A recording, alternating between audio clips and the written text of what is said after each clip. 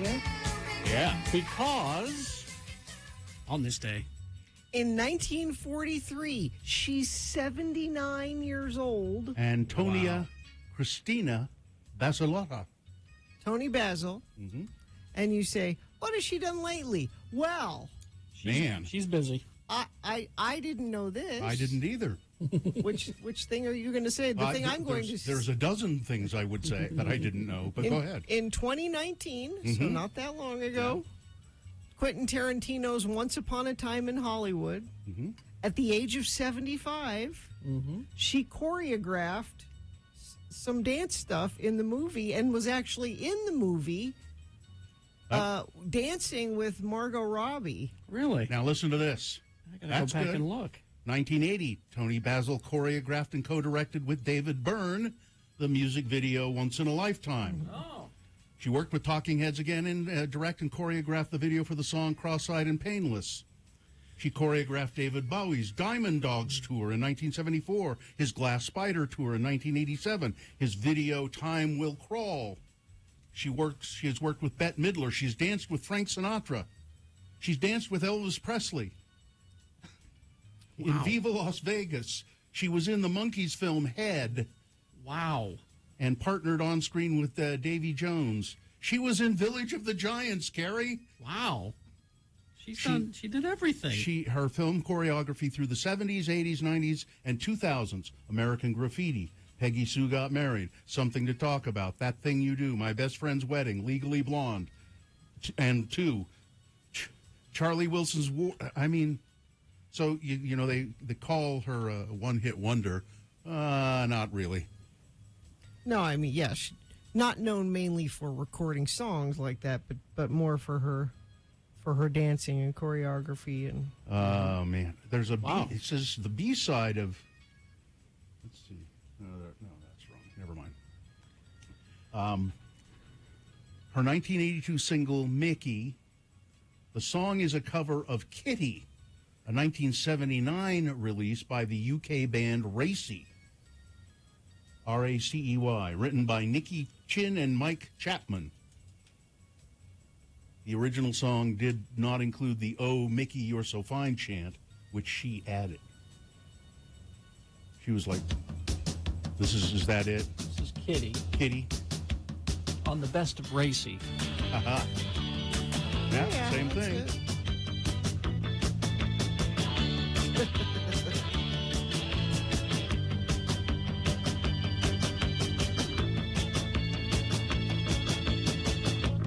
Yeah, that's it. Yeah. You've been around all night, that's a little long. You think you got the right, but I think you got it wrong. Why can't we say goodnight so I can take you home? Cause when you say you will, it always I've never heard Well, nobody's heard of Racy. They have a best of album. Tony Basil in 1982 recorded an album called Word of Mouth, on which she sang 3 different Devo songs. Oh. The track Space Girls was a re-recording of a 1974 Devo demo titled Space Girl Blues. You know, there were other on this days. Please. Let's let Tony. She deserves this whole day. But Bill, it's Carrie's girlfriend's birthday today. We should really just take a moment. Yeah, but Tony Basil was in Easy Rider and 5 Easy Pieces. That's true. That's a lot of easy. She was in Greaser's Palace. But Mother Jugs and Speed. But Carrie's Joan. It's Joan's birthday today. Joan Jett, who helped a young Carrie Jackson make that choice we all have to make at one time or another. This is the way The choice is to not go after a lesbian. That's right. Well, you didn't know. I didn't know.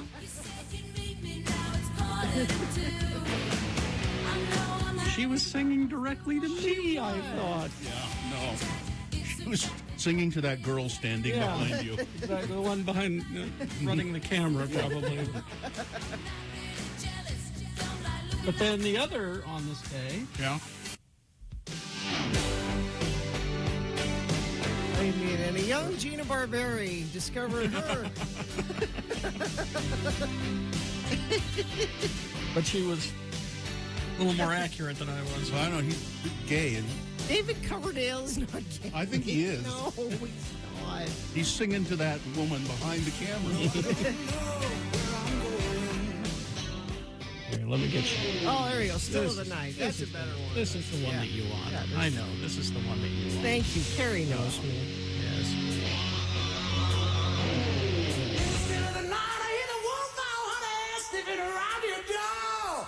Still of the night, I feel my heart beating heavy, telling me you gotta have more. Wow. You know, but That's quite something. hot chicks don't like metal. Hot chicks don't like That's metal. what Levine says. Adam Levine. Telling me what's in store. My heart started aching, my body started shaking, and I can't take So no what does more. that say? What does that say about you, Gina? I'm not hot, I guess. I guess that's what it means. The only conclusion I can draw. Hot chicks don't like metal. Wow. Turns out he's a bigger turd than we thought. Yeah, and I always thought he was sort of a semi-intelligent person, but no. Not at all. I went down the rabbit hole of reading his nasty text messages. This is Adam Levine from Yeah. Maroon 5. He's a moron. I don't believe he's written any songs because he's incapable of even being remotely literate in communicating with these women. Stringing words together is not his strong suit, at Gina, least as far as... he's good looking. He doesn't have to be smart. Oh, okay. Adam Levine's former yoga teacher says he asked her to get naked. Emily Ratajkowski says of Adam Levine. Well, she didn't have anything to do with him, but No. she's commenting on, cheating and... Yeah, she says, why do we blame women for men's mistakes? Well, but Emily, these women knew he was... there's blame on both sides here. I don't give these women that were flirting back with him a pass. She says, I They don't both understand why we continue to blame women for men's mistakes, especially when you're talking about really young, like 20-something-year-old women dealing with men in positions of power who are twice their age. And that's what I always thought about Bill Clinton and Monica Lewinsky. There were those, and I think you said, Gina, well, she didn't have to do it. Well, She didn't. Gina, but that was the effing president of the United Yeah. States, and she was 20 Yeah. or 19, and that's She made a choice that's the- too. that's- She was not. She was not I think forced to do something. She chose to do something. I think when men of power do that, that's where the blame lies. There is certainly more blame on that side, but I do not hold women blameless that go along with things. The power dynamic is so skewed, it's ridiculous, says Emily Ratajkowski. Like it's predatory, it's manipulative. And she speaks from experience, too, I believe. I know she wrote a whole book Yeah. detailing stuff that she's experienced. And We don't hold men accountable, and then we blame other women, and we ask women to adjust their behavior instead of just saying men need to change their behavior. That's Well- sexism. no, it's sexism to say only men need to change their behavior. That's sexist too. Women make bad choices and do bad things and make mistakes. They're not. It's sexist to say women are helpless. Oh, the man had me do that. I had to do it. A man told me to do it. That's sexist to assume that women don't have the power to When the make balance a of power, choice. when the balance of power is so weighted, in favor of the man, it's pretty despicable. I'm It's despicable. I'm not taking that blame away. I'm just saying it's not one or the other. They're both wrong. Okay. If I had been an intern in the White House, I would not have given. Okay. There would have been no cigars involved in my experience in the White House. You wouldn't have become a human humidor? No, there is nothing. I am confident that would not have happened. Well, You know what? I'm confident it wouldn't have happened because I don't think Bill Clinton would have looked at you. Well, because I like metal, and he would have said that's right. metal. Hot chicks don't like metal. Hot chicks don't like metal. That's what I've always said. Hill doesn't like metal. She don't like metal. Hill don't care for it. Monica likes metal. All right. This has been Farting Around with Carrie, Bill, and Gina on X96, Radio from Hell. We need to take a break and have some Mill Creek coffee, some delicious, dem beans. As Nick said, our Nick, who's filling in for Katie, that's say something about Mill Creek coffee. Say, oh, them beans. Them beans. Yeah. Have you noticed Nick? When he's, I'm glad he's here and doing the work. But when we get our papers in the morning, we get a little stack of papers with a schedule and copies of ads we're going to do. And when we get them from Katie, they're in a nice little orderly stack. When we get them from Nick, he just sort of there you go. They're all not in order, and they're anyway. Makes you appreciate the work Katie does, doesn't it? Yeah, and it tells me more about Nick. 877-602-9696. That's the number if you want to check in with us while we take a break here, have Mill Creek coffee, and talk about some stuff you need to know. All right. We'll have check-ins in 2 minutes, so stand by for that. UtahAdvocates.com. So the advocates know that if you need to call them, if you feel the need to call them, then you are probably in a tough spot. Yes. So if you're injured, you're stressed. Or a family member, maybe somebody that you're taking care of. Not only do you have to take care of them, you start going through their bills and I can't handle this. I'm going to hand it over to the advocates. They understand. They want to help. They want to help you. So talking to an advocate about your case doesn't cost you a dime. As soon as the advocates start working on your case, you can just start the process of healing and helping your family member heal if it's somebody in your family. So call the advocates if you've been in an accident. See if you have a case. You very well likely could, and they can tell you that on the phone. 801-355-5550. It's a free consultation, 24 hours a day, 7 days a week, or you can chat online with an advocate, UtahAdvocates.com.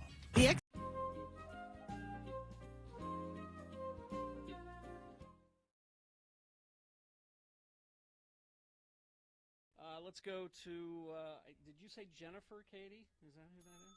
Jeffrey, sorry. Hi, Jeffrey. Hello. What's up with you today? So I just was rather interested with saying it was Hobbit Day, and it's like September 23rd. Oh, yeah, that is Bilbo and Frodo's birthday, isn't it?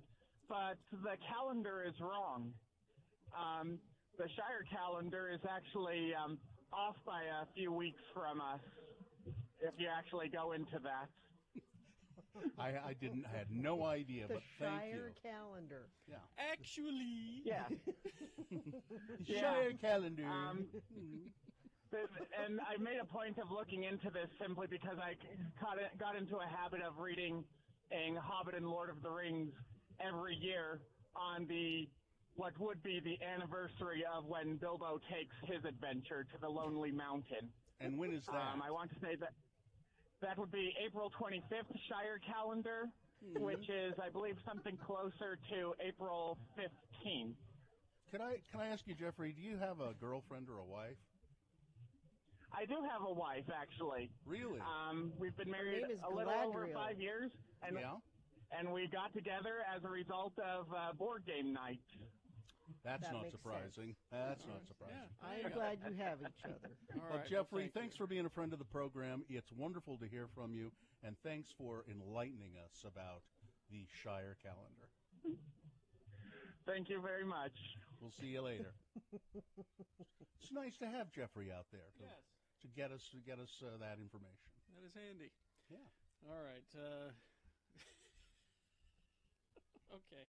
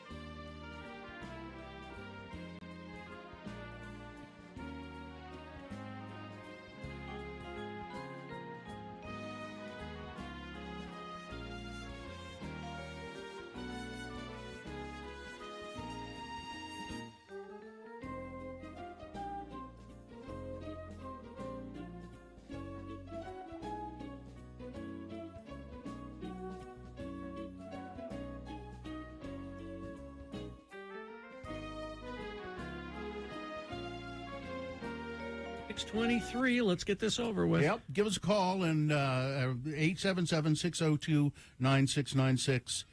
Check in with us, or you can text us 33986. I'll give you fair warning.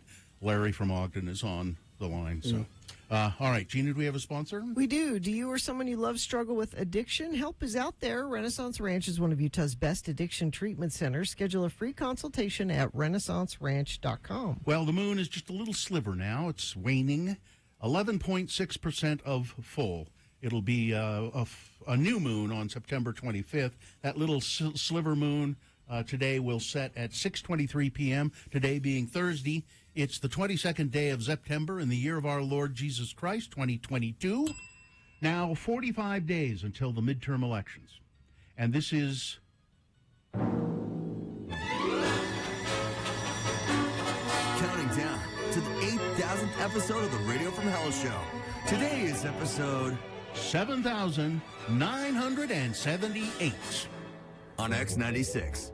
It's only 20 days now until we reach 8,000 episodes. And we're going to actually be telling you in a little bit about our 8,000th episode party that you can be a part of. Today is the autumnal equinox, or the first day of fall. The autumn equinox is, that means there's fall or autumn north of the equator. The Earth is perfectly aligned sideways to the sun.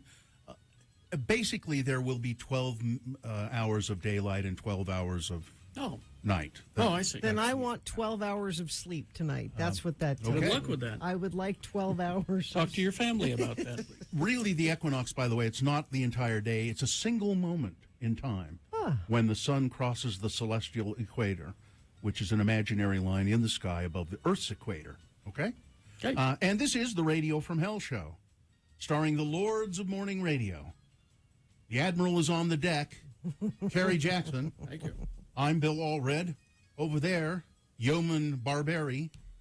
Gina Barberi is there. And let's see, Katie for short, our producer, is out of town. So Nick's your buddy, Nick's your pal, is helping out. And is Dawson here today? Did Dawson make it? No? He was not feeling well. But we have Cameron. Cameron Diaz. Cameron Diaz can do it all. All right, there you go. There, now we go to the phone. All right, let's.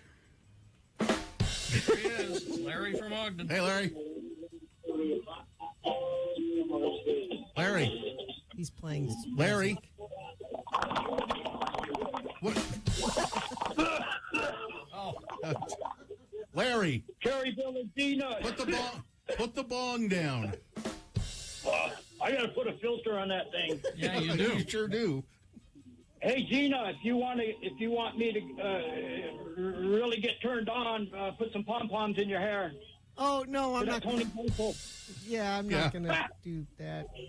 Hey, I was lurking yesterday, and I heard your things that must go, and my name was mentioned. It was. Yes. I don't think I- you should go, Larry. I can pick my weed, but I can't pick my fans. I'll take any fans I can get. Okay, well, you got some. Hey, I want to thank. Yeah, go ahead. I want to thank the people that really make this happen. It's Union number 13. Shout out to the people that really make this happen. Okay. Hey, and get this. My ex's nose was so big. When she lays down, I can see what she was thinking. God. And she wasn't thinking of me. All right. Hey, yeah. This Lewinsky. Yeah. That's Monica. just nasty. That's just nasty. How many did she have to blow to get to the top? Okay. Okay, Larry, that's enough. That's enough. Larry. Cheers, everyone. That's enough. Have a good day. Yeah. Thanks for having me. Yeah. Jeez. All right. Well. Listen, to all the people who hate Larry, we just say this, all right? If you call in and jam up the lines, he won't be able to get through. That's right. See? Alexander tried to do that. So we got Alexander. 877-602-9696. Alexander. Hi, Alexander. Oh, I'm fine. I'm just fine. Oh, good. thank you. Good. Do you Oh, insist that people call you Alexander? Or can they call you Alex? Well, actually, my first name is Alec. Alec? My last name is Xander. Your last name is Xander. Oh, okay. Alexander. Are you having us on, or is that true? No, that's not true. Okay. Well, so It could have been true. I like it, though. Alexander, put the bong down and talk to us. Well, I was wondering, you guys work with Frank, right? Frank Chris. Yes. Yes. And I've got an idea for a band name called Frank Christ and the Reapers, but Okay. it's only going to work if he agrees to be our front man. Oh, well. I don't know if he can sing. I don't know. Well, I don't know if he has time. That's He's true. very busy. These celebrities dying all over the Oh. place, you know. Although a world tour I didn't might. think about that. Yeah, I don't think he's got the time. Maybe we can ask him when he shows up at 9 this morning. I was thinking the Circling the Drain tour. Oh, I like that. Yeah. The assuming room temperature tour. There you go. That's Yeah. good. Yeah. We should workshop this. Yes. Yeah. Okay. Well, I think we are. Well, Mr. Zander. Yeah. I got one more thing Bill. for us. Yes. Mm-hmm. I'm wondering about your Denverine powers and if you've harnessed them to be able to transport people with you, or if it's just by yourself. I once, so my secret, my superhero, I'm Denverine, and I put on a mask, and I can transport myself to Denver instantly. That's my superpower. And I tried one time to put someone on my back, and both of us go, And? we only made it to Rock Springs. Oh, So Well, I would love to teleport out to Denver and have a drink with Larry from Ogden. He's my favorite. So all right. all right, Alexander, thank you. let me keep working on that. Thank Okay, you. We'll We'll see see you. you. Tim, the tree guy, checking in. Larry is trying for a one-man show. Yeah. Teacher Emily checking in. Started the Dahmer series last night. Super creepy. Well, what is that? It's on a, I mean, it's Netflix. Jeffrey Dahmer, I guess, but is it a doc or it's No, no, it's the guy that's in all the American Horror Stories. Why can't I think of his Evan, name? Yeah, Evan Peters. Yeah. He's playing Jeffrey Dahmer. I don't know if I could do that. Frank Christ in the chat room. Oh, He has appeared.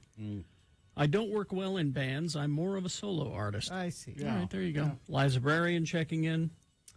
Cement Dave. Let's see. Lunch Lady Katie. It's spaghetti and meatballs for lunch today. Delicious. Make sure that pasta's al dente there, Katie. Because they never, I don't think the school lunch has. they're never al able to dente do that. pasta. No. I always sent mine back. Can you send back yeah. food at school lunch? Yes, but there are ramifications. The way you send it back is you take your tray to the trash can. Yeah. Crash westbound 45th South at the ramp, I-15 in Murray. The right lane blocked heading west, plus the turn lane from eastbound 45th South to get on to northbound I-15. So one early morning incident, but it looks like that's all that's happening right now. Maybe you're seeing something out there. If you do, you can text us. Just make sure it's safe for you to do that, 33986. Tim Daly has new arrivals daily and pre-owned selection of over 1,200 used vehicles to choose from, all makes and models. Think Forever Warranty. Think Tim Daly. All right, we will take a break. Big boy news and geek news in the next break. 7 o'clock, we got our first word in our $1,000 a day cash bribe giveaway for you. Boner of the day coming up. All that and more. Stand by. Now a word from our sponsor, BetterHelp. There are times when you get stuck focusing on problems instead of solutions. And that's why therapy is good, because you have that unbiased party that you can bounce things off of. And, it can be tough to train your brain to stay in problem-solving mode when faced with a challenge in your life. You're worried about the problem instead of solving the problem. Everybody ought to try therapy, I think.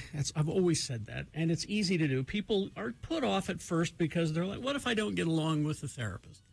Well, it's not a marriage, If you're thinking of giving therapy a try, BetterHelp is a great option for these reasons. It's convenient, it's accessible, it's affordable, and it's entirely online. You can do it from the privacy and comfort of your own home. You'll get matched up with a therapist after you fill out a brief survey. Give them an idea of what you want to talk about, your belief systems and all that. They'll match you up with a therapist, and you can switch therapists at any time that you see fit. When you want to be a better problem solver, therapy can get you there. Visit betterhelp.com/SLC. That's for Salt Lake City. You'll get 10% off of your first month. That's betterhelp.com/SLC. The X90.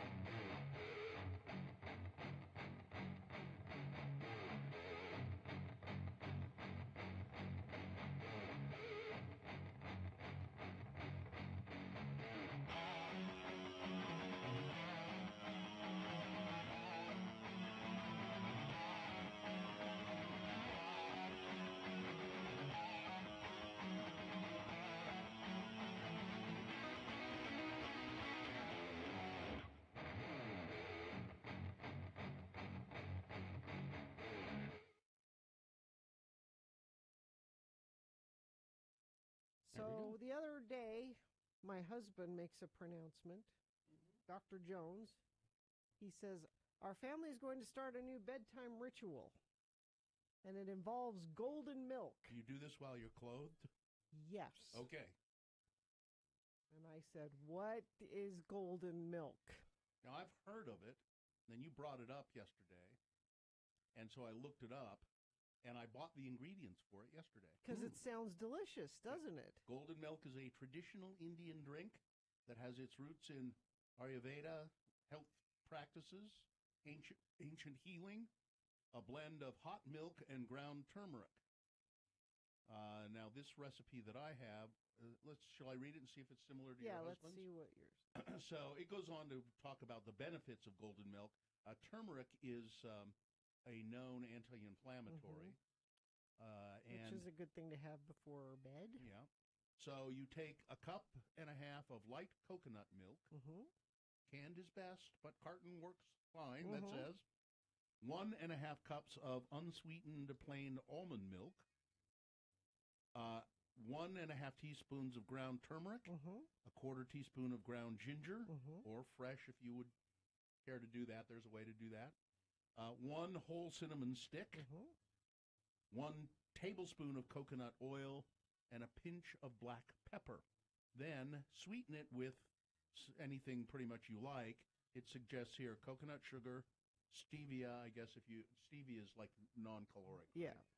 Or maple syrup, which sounds kind of good to me. We did honey with ours. And then you just put it all together in a pan and heat it up and then drink it. And a twist of black pepper, which sounds kind of weird. No, that's what I read that. Yeah, to finish it on black on the pepper. top. Sounds And good. It's so you've bought it. You haven't made it yet. I bought all the ingredients. I was going to make some last night, but I didn't do it. It was delicious. However, it has turmeric in it. Yeah. Which stains everything it touches. Yellow. And I said to Mohammed, you have to drink this at the counter. You can't carry it into the living room. You can't take it to your room. Yeah. Your golden milk has to be.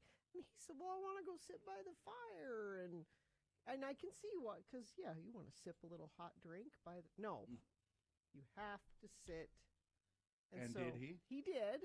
Okay.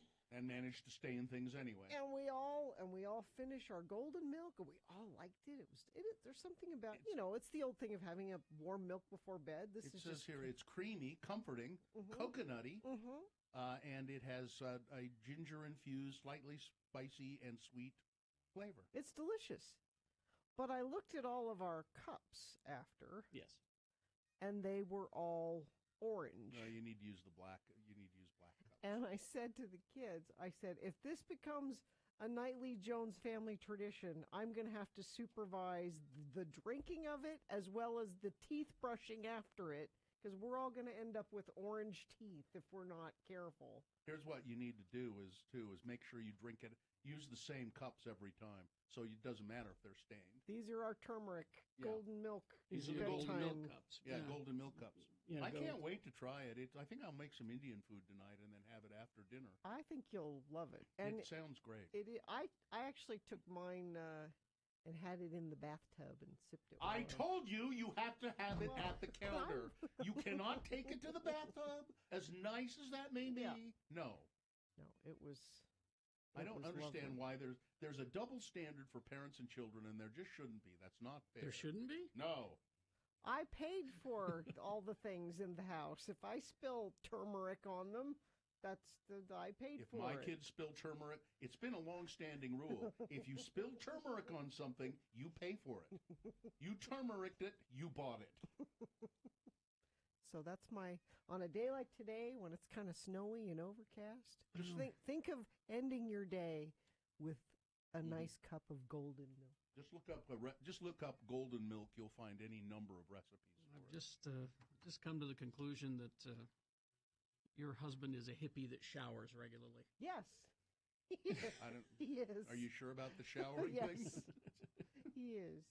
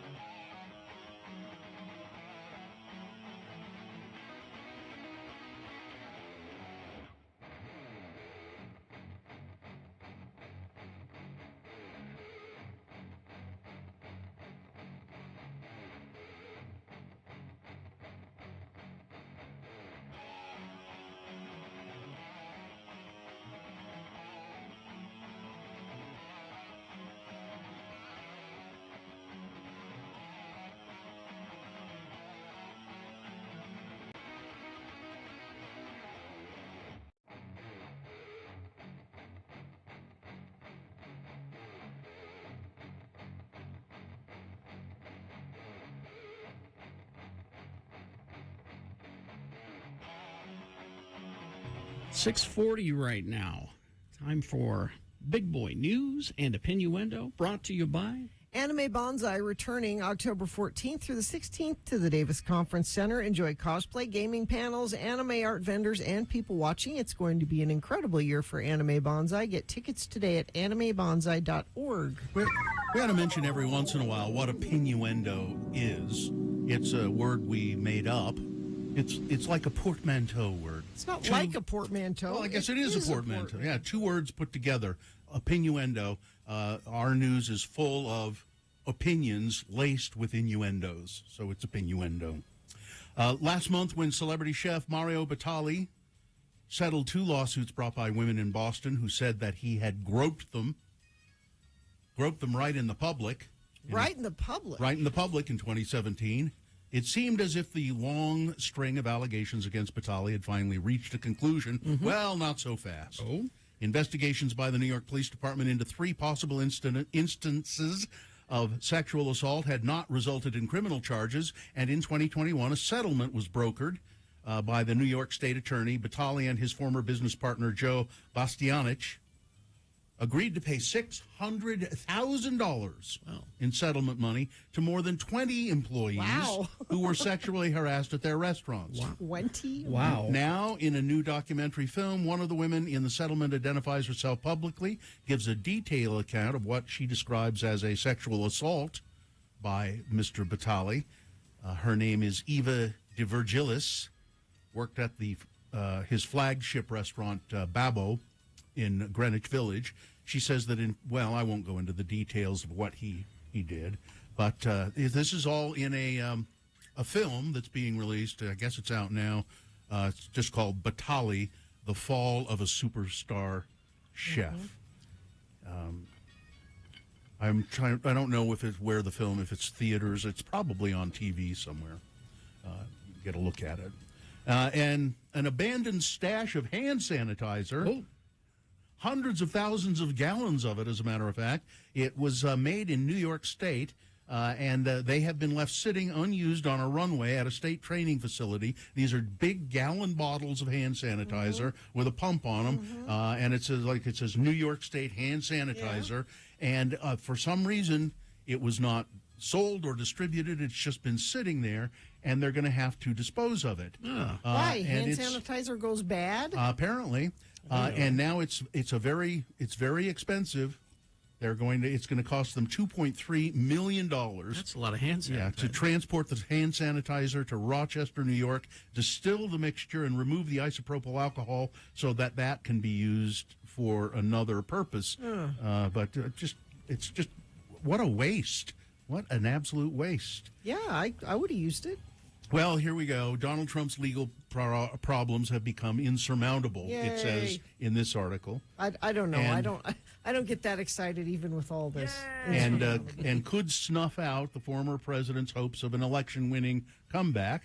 This is according to many political analysts and legal experts. On Wednesday, Trump, this is yesterday, and his adult children were accused of lying to tax collectors, lenders, and insurers in a staggering fraud scheme that routinely misstated the value of his properties to enrich themselves. The civil lawsuit filed by a New York attorney general came as the FBI investigates Trump's holding of sensitive government documents. So that's going on as well, holding them at his Mar-a-Lago estate. And a special grand jury in Georgia is considering whether Donald Trump and others attempted to influence state election officials after his defeat there by Joe Biden. What kind of an investigation do they need? We have recordings of him on the phone. If you're donating to Donald Trump still, your money is going straight to pay lawyers in all of these. A history professor at American University, his name is Alan Lichtman, says of this, Trump's done. He's done. He's got too many burdens, too much baggage to be able to run again. Even presuming he escapes jail, he escapes bankruptcy. I'm not sure he's going to escape jail, though, said Mr. Really? Yeah. Well, that's pretty confident. Yeah. I don't dare to dream. Yeah, I don't either. But I will throw a party. If you can dream it, you can be it. A Clearfield man has been found guilty of assaulting his son during an argument that started when his son said, "I don't want to go on a mission." a mission for the Church of Jesus Christ of Latter-day Saints. But if I hit you enough, you will. Maybe. Change your mind. I don't understand. Scott Keith Warner, convicted by 2nd District Court judge on September 8th of aggravated assault and domestic violence in the presence of a child. On August 21, 2020, the cops were called to Warner's residence on a report of a fight between Mr. Warner and his 18-year-old son. Warner told the cops that he had attempted to remove his son from the home after his son had stated he did not wish to go on his LDS church mission. So tried to kick him out. Yeah. The son told police that he and his father were arguing, and after he told them he wasn't going to go on the mission, his father, quote, grabbed me by the arm, and then we began to physically fight. The victim reported that during the fight, he was knocked to the ground, and Scott began to strike the victim's head into a wall repeatedly, as well as squeeze his neck with both hands, like Homer Simpson would. So this will sure like make the kid want to go on a mission, won't That's it? what Carrie was saying. Yeah. And you wonder the thought process of, you're mad, but you really think after treating him that way, he will go on a mission? Well, I don't think so. And you resort right to that. You don't try to talk to him. Yeah. There was no thought there. It was blind anger that caused that. There was no thought. He just lashed out. And do you know why he was mad? Because it makes him look bad. That's what it is, huh? Right, Nick? Because you weren't a good enough parent to raise your kid to want to go on a mission. It makes that's true. you look bad. Well, that's true. He is bad. He should have been raising his kid to want to go on a mission. Shouldn't going on a mission be about your kids' I should have religious journey and your kids' position in that? It shouldn't have anything If to only do I'd with have made you memorize the indoctrination song, I hope they call me on a mission. Police arrested a Utah man who allegedly threatened to shoot and kill a school bus driver. Wow. And all of the passengers inside the bus. Huh? This is in Sunset, Utah. Barry Gene Bambro faces charges of threats of terrorism and assault against a school employee, assault on a police officer, disorderly conduct. Bambro's arrest stems from an incident Friday when a bus driver, this is last Friday, told a Sunset police officer that he feared for his life after the threat. At the time of the incident, 3 disabled students were on the bus, along with an assistant. According to the police documents, the bus driver was on his route in the area, and he heard somebody yelling at him. As the bus continued, the yelling got louder until Bambro walked toward the driver's side window and attempted to pull the driver out of the bus, quote, so I can kill you. As the driver attempted to pull away, the bus driver, Bambro allegedly said he was going to go get a gun and kill him and whoever else was on the bus. Apparently, I think the bus had done something in traffic, and it was a road rage incident. Bambro told them that no bus should ever come through this property again or I'll kill them all. Okay. Lord. Great. I didn't see much rain yesterday, but the one home in Tooele is evacuated and other properties damaged after flooding in Tooele County. Homes near the Jacob City burn scar. The National Weather Service issued flash flood warnings that stayed in effect for most of Wednesday evening. It sounded like a freight train coming through, said Bucky Whitehouse, Tooele County emergency manager. It's a good name. Yeah. It's a challenge for this entire range right now, entire Oquirrh Mountain Range in Tooele County. I guess there have been a lot of fires there, and that takes away the vegetation, which holds the... And you get the floods. Yeah, you get the mudslides and the floods. Did you know that the Rancho markets... Yes. The best Tres Leche cake around. And that, they're really... And you find really interesting things to buy there at Rancho. Well, the CEO and founder of Rancho Markets is a woman. Oh, cool. Eli, it's probably Ellie Madrigal. She started the... she said, I'm 100% involved in all the decisions of the stores, even when I shouldn't be that involved, she said. For me, it's not work, it's my passion. The chain's newest location is in Clearfield on State Street. Madrigal certainly has her hands full. That store's been open since September 10th and is already making a splash. The restaurant portion of the store, and I think all the Rancho Markets have a little section where there's a restaurant. if you want good Mexican food, go to the Rancho Market. The restaurant section has been so popular that it had to be closed until Madrigal could hire more people to staff it. Wow. Oh, that reminds me. I had lunch yesterday at a hamburger stand, Pace's Darien in Bountiful. I hadn't been there in years, and I stopped there. I happened to be in the area, so I thought, well, let's get a hamburger and some fries. And there was a sign that said they wanted to hire people, and it said daytime $14 an hour, students $11 an hour. I thought that was kind of odd. Odd that they would, yeah. I don't know what the thinking was there. I guess it's something maybe the students had work, Well, the students aren't working during the daytime because they're at school. Yeah, but why should they not? Why should they only make $11 an hour? I don't know. Take it up with Paces. Yeah. Jeannie Thomas, that's what's Clarence her name? Clarence Thomas's wife. She's agreed to testify, give some testimony, which I think will probably consist of her taking the fifth most of the time. Well, if she's smart. But I get the feeling that she thinks she's smarter than she is, and therefore she will say things she doesn't intend to. Yeah. And finally this. I don't go to Sonic, really. I can't remember the last. Now, I used to eat tater tots that people would bring me from Sonic.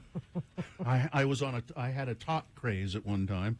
But this time I might go to Sonic here. It says they've added a new bite-sized treat to their menu. You'll like it, Gina. Fried cookie dough bites. I'm there. I'll take it. Fried cookie dough bites a la mode, featuring chocolate chip cookie dough, fried to a golden brown to be crispy on the outside and gooey on the inside. Each 3-pack piece comes served with a side of real ice cream. They suggest that you take the bite and dip it in the ice cream. This is all the right things. It's only $2.99. At least prices may vary, it says here, depending on location. But I think maybe we need to make there's a Sonic right there on, what is it, 13th and State? Yeah. Is it 13th? Yeah, I think so. So that's for my lunch today. That's what I'm doing. All right, that's it. Sports, weather, traffic. Well, the Utah Jazz and Real Salt Lake held a joint practice at America First Field. The Jazz Jazz players came and played soccer with Real Salt Lake. They have the same owners now, and it looks like they had a good time there. Was it a friendly? Yeah, it was a very friendly. It was super friendly. You know what it was, Bill? It was a photo op. I see. That's what it was. And Bill, your Bees beat the dreaded Sacramento River Cats quite handily last night, 12-6. But Gina, I don't own the team. Well, you have affection. I have an affection for the team, but I don't. They play again tonight at 6:30. And weather should be just fine for that. There's still some spotty sprinkle possibilities today. High of 72. Tomorrow, sunny 74. Saturday, sunny 79. Looks like we could be back up near 80 by Sunday. Traffic. Friends of the program are texting us in traffic they're seeing. Thank you for that. Huge accident I-15 south around 200 north in Kaysville. A 4 or 5 car pile up in the passing lane. A couple different friends of the program have sent that one in. We also have a crash at the intersection of 39 South State Street and South Salt Lake. Westbound and northbound lanes are blocked. Use an alternate route through there. For over 65 years, they've been part of your community. While the name's changing, commitment to you is not. Welcome to You First. YouFirstCU.com. Thank you very much.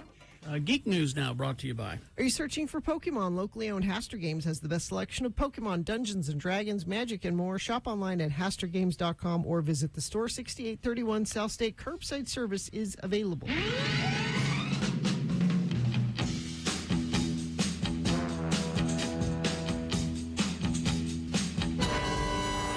All right. Hellraiser. Oh, yeah. New one. Reimagining, kind of a reboot. I like the very first Hellraiser. The first one is great. Yeah. Yeah, I like the first one a lot. Creepy. Then it just kind of it deteriorates. If you've got nerves of steel, good for you. But hands off that puzzle box, damn it. Beautiful, isn't it? It's really nice. You can hold it. No, don't. What is it? It's a puzzle. And it's almost finished. Keep going. Don't do it. Yeah. So if I solve it, do I get a prize? You sure do. I do. He does. Yeah. The official synopsis, which frames the film as a reimagining of the 1987 horror classic. A young woman struggling with addiction comes into possession of an ancient puzzle box, unaware that its purpose is to summon the Cenobites, a group of sadistic supernatural beings from another dimension. And then they come to collect. But this will be on Hulu October 7th, just in time. It's a Hulu. It's a Hulu, yes. Cool. Just in time for Halloween. And the big twist is? You get your first look at the new Pinhead. Yeah. And is a woman. It's a lady. Lady Pinhead. Lady Pinhead. Sexy Pinhead. Jamie Clayton is playing Pinhead in this. From that extreme to the other extreme, Disney dropped a new trailer for their latest animated feature, which they've been talking about for some time. They kept saying, we're going to channel the Adventure Club, Jules Verne and all of this stuff. We're channeling that in our next feature. Whoa! What kind of airship is that? I've never seen anything like it! Baby Glade! What is the president doing in our front yard? Our entire world is in grave danger. I want you to come with me on an expedition. I'm not my father. He was the explorer. I know you were just a kid when you went missing, but now, you're all we got. Mr. Clade, I'm a huge fan thank you. Of your dad. Do you think you could forge his autograph? What? Shut up. It's called Strange World, and you could go on YouTube and watch it right now, and it's on its way to theaters, so you will enjoy that. Let's see. Well, we'll skip that story. Apparently, there's an article online that if you watch a lot of YouTube videos, and you know how you thumbs down some videos? Yes. YouTube's algorithm doesn't care. It makes no difference. Oh, you can't say I don't want to see things like this. No, it It'll makes keep no sending difference. you- It will Oh, keep sending you Really? all of that stuff that you hate. Okay. So just don't even bother with YouTube, as far as I'm concerned. I don't ever do that thumbs up, thumbs down thing anyway. But Oh, you should. Really? All right. Well, the thumbs up at least. Okay. If you like something. Okay. A new luxury lifestyle brand has been introduced. Yes, this is geek news. Okay. It's called the Wayne Enterprises. Aha. Well, okay. Because, everybody wants to know more about Bruce Wayne as opposed to Batman. The rich They're guy. fans of the rich guy. It's Wayne Enterprises is the name of the line, and here are just some of the things that will be included. Suede lace-up boots by Danner. Nice. Okay. Kevlar jeans by Nashville-based denim label Imogene and Willie. Bulletproof pants. Handmade sunglasses by Barton Pereira. Timepieces by Bell and Ross. Oh, those are expensive. Well, all of this stuff. I know. I know my You watches. think Kevlar pants are cheap? All of this stuff is going to be very expensive once they get announced. Bell and Ross watches are extremely expensive. Yeah. Let's see. Patrick's anti-aging skincare and aluminum-free deodorants. Patrick's, I think, named after Patrick Bateman. I could be wrong. But here's one. A watch winder from Cross Studios, because if you're rich, you don't want to wind your own watch, right? I don't you have want time someone for to, that. But I thought that's what Alfred was for. What do I know? May I wind your watch for you, sir? Traffic, please. You know what a watch winder is? What's that? It doesn't actually wind it. It's like this tray that just moves around. It's for one of those. It's for perpetual motion watches. It just sits there and Self-winding watches. It jostles the watches. Oh, I've just thought of another use for that. I had one of those watches once, and I looked into getting one of those and they're expensive. Yeah. Just give it to Alfred and have him shake. That's all you do. Crash I-15 southbound approaching Park Lane exit in Farmington. Left lanes and both shoulders are blocked. Traffic is funneling between the emergency vehicles and quickly backing up into Layton. Crash at the intersection of 39th South State and South Salt Lake. Westbound and northbound lanes are blocked.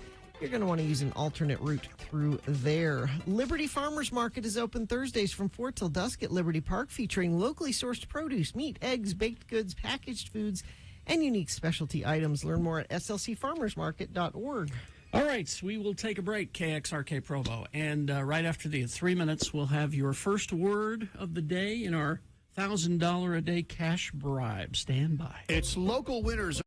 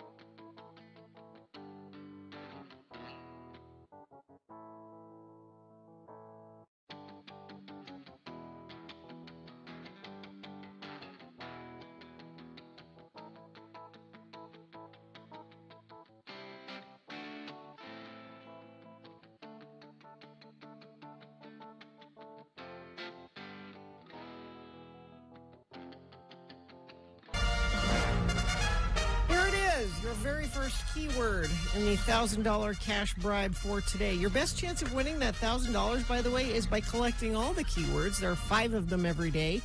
We'll give you one at 7, 9, 11, 2, and 5. Text it into 33986, and that will get you entered to win the $1,000. The keyword for this hour is comics. COMICS Comics. Text that to 33986 now to win $1,000. Someone was doing voice to text, and it came off as Comment and Thomas. No, comics. If you want to make sure you win, do it correctly. Yes. All right? Well, it's official. I mean, we've sort of been teasing it It's another for a while. drum roll. This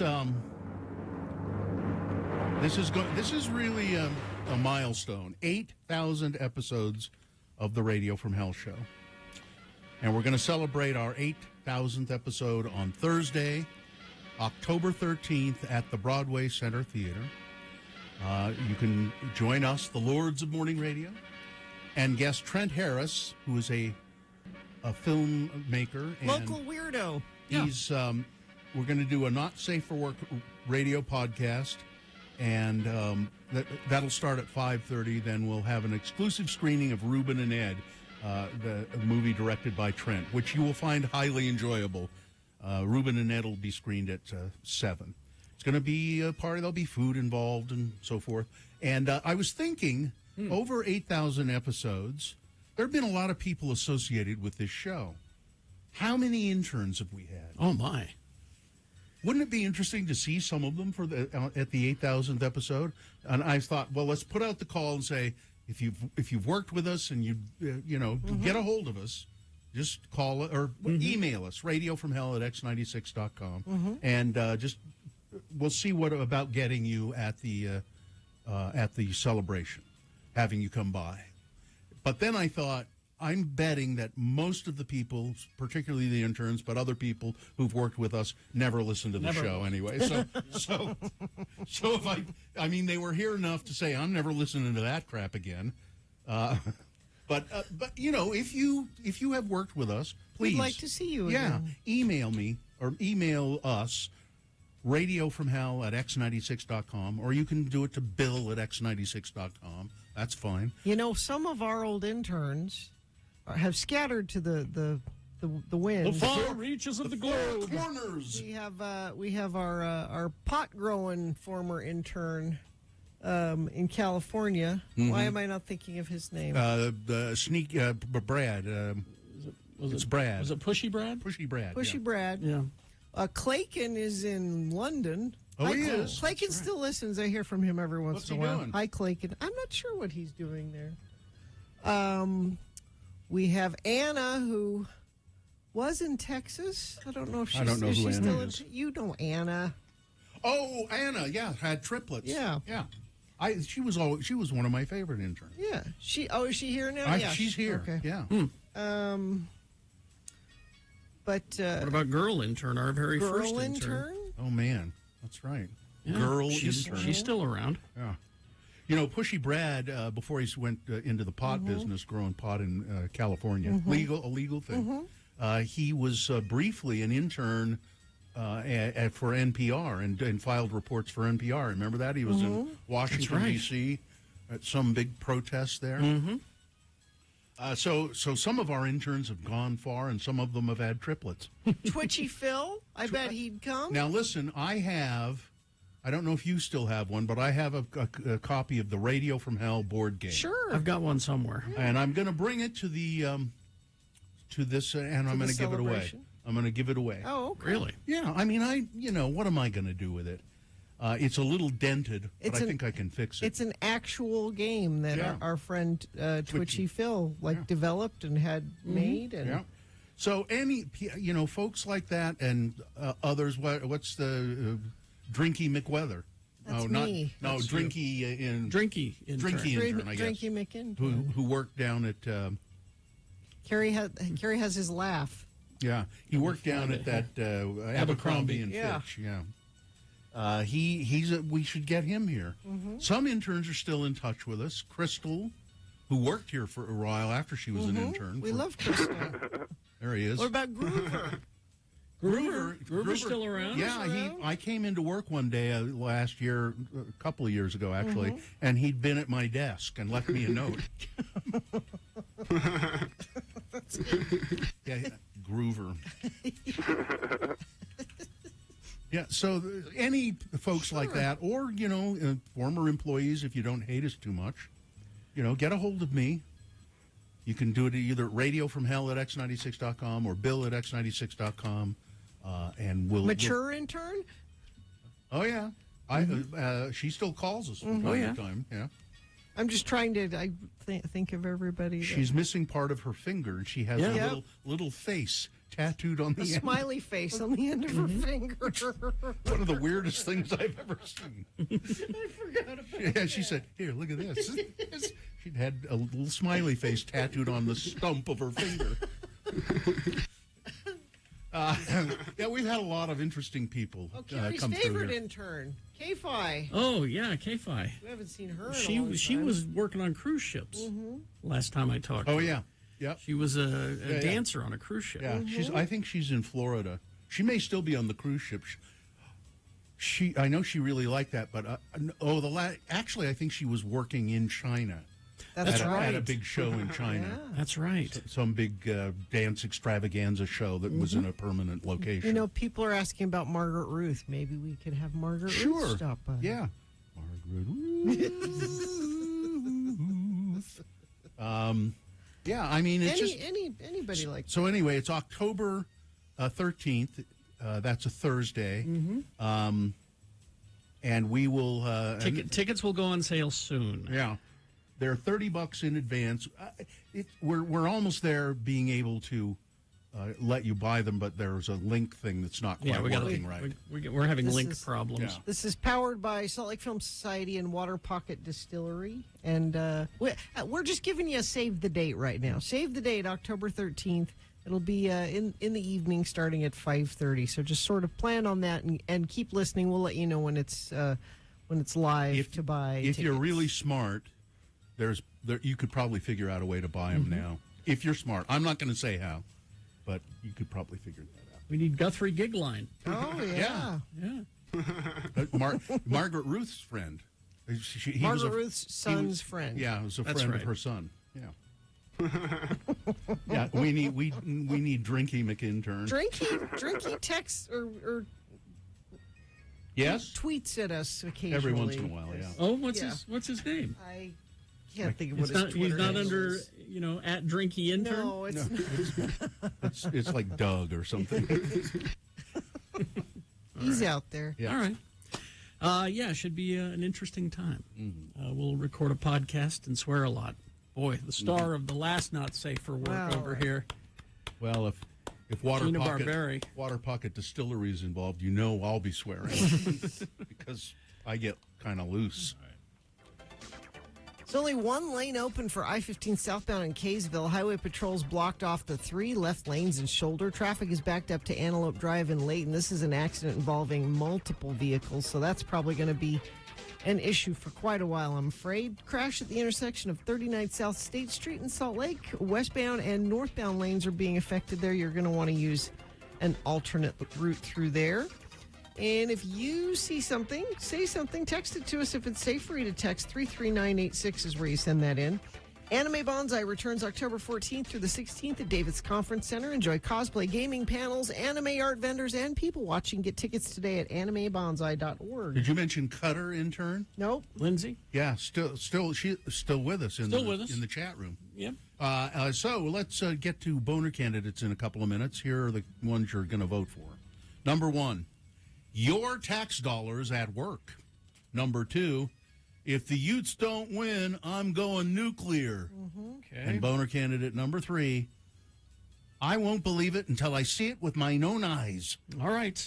Owner of the day, Big Boy News, all coming up after these. Stand by while we're singing the praises of the Salt Lake Film Society. Oh, yes. Yes, indeed. They have the Tower of Terror. Cult classic horror films. Now, what are they showing this weekend? Oh, this is a weekend you might want to go to both showings. Friday, it's Evil Dead, and Saturday, it's Evil Dead 2. And you can afford to go to both because we have partnered up with Salt Lake Film Society, give you a buy one, get one free.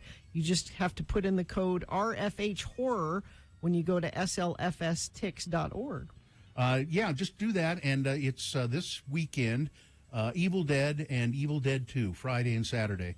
And Those are such great movies to see on the big screen. Especially Evil Dead 2 on the big screen. Wow. Just remember, so cool. Remember, use that promo code RFH Horror, and you'll get 2 tickets for the price of 1. Oh, I'm looking to see what's coming up, too. Look at this. Oh. A great movie. I don't know if it's the American one or the foreign one. It Follows. I'm thinking of a different movie. You're thinking of a different movie. Yeah. And then Suspiria. Yeah. Have you ever seen that? Shining is coming up. The Exorcist. All kinds of great stuff. Salt Lake Film Society, slfs.org. Be a part of the radio.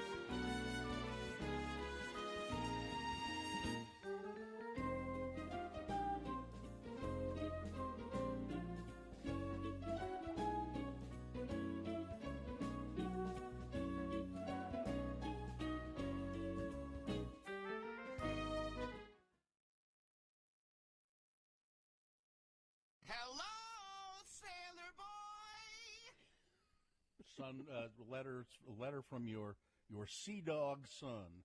My son Festus, and actually this one isn't for me, as you can see here, x96.com/live. It is addressed to the FOPs. This comes to us from the Recruit Training Command in Great Lakes, Illinois. Dear FOPs, it says, I just received some of your letters, so I needed to extend a huge thank you. In boot camp, letters really are like Christmas presents after a long day of push-ups, cleaning the floor that's without a doubt already clean, and wearing camouflage that seems to serve no real purpose as everything around here is bright white.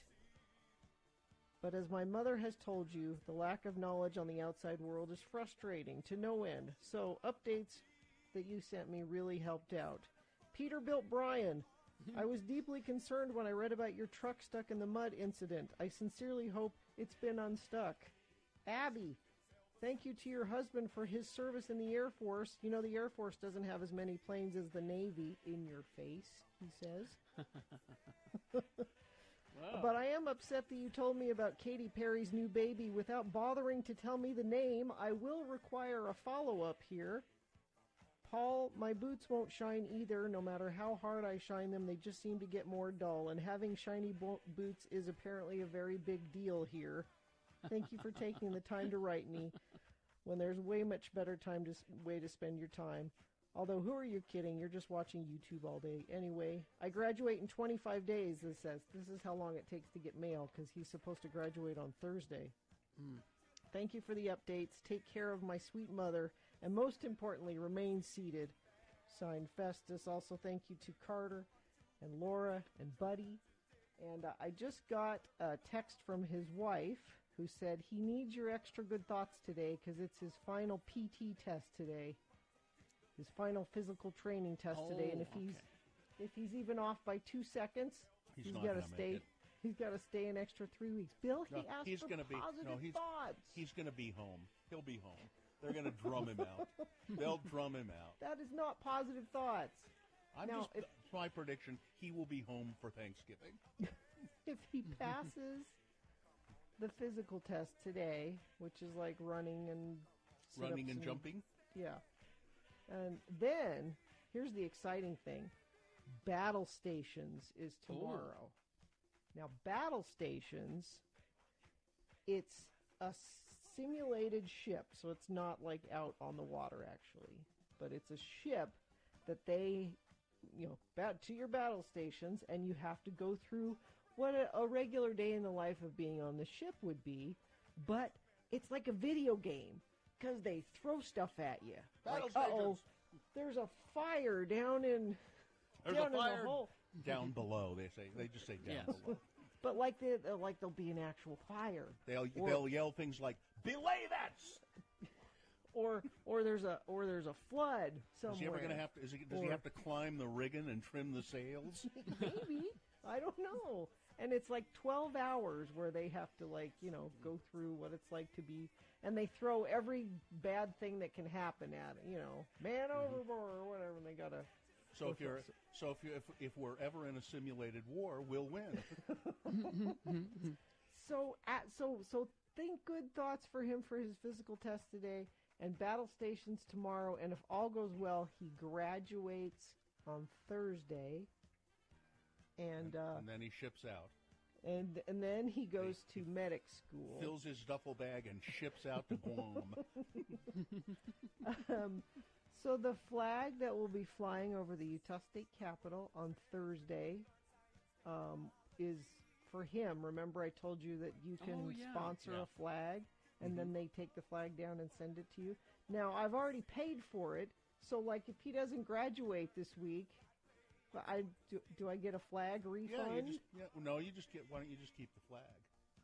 For myself. Yeah. I can put it, I've got my flags back here. I could just put a big one right there. Mm-hmm. But we're very close. If he does all that and graduates on Thursday, he'll get his phone back so I can actually talk to him. Well, when you speak to his wife, or if you speak to him, remind him that he needs to make arrangements so he can vote. Yeah, I was going to ask him about that. I don't know what they do when you're at boot camp. They don't allow you to vote when you're at boot camp. You should be able to vote extra when you lose. No, you lose all your rights when you're at boot camp. You're saying you should get 2 votes. Okay. Yes, you should get a vote and a half. You should, but you can't. You can't vote. You can't. They won't allow you to drink, and you can't vote, and they won't let you drive a car. But thanks again, friends of the program. I got a bunch of letters from you that I forwarded to him, and he really did appreciate it. It's his only connection to the outside world, and it meant a lot to him that you sent those in, so thank you. All right. Now, this has been... Hello, Sailor Boy!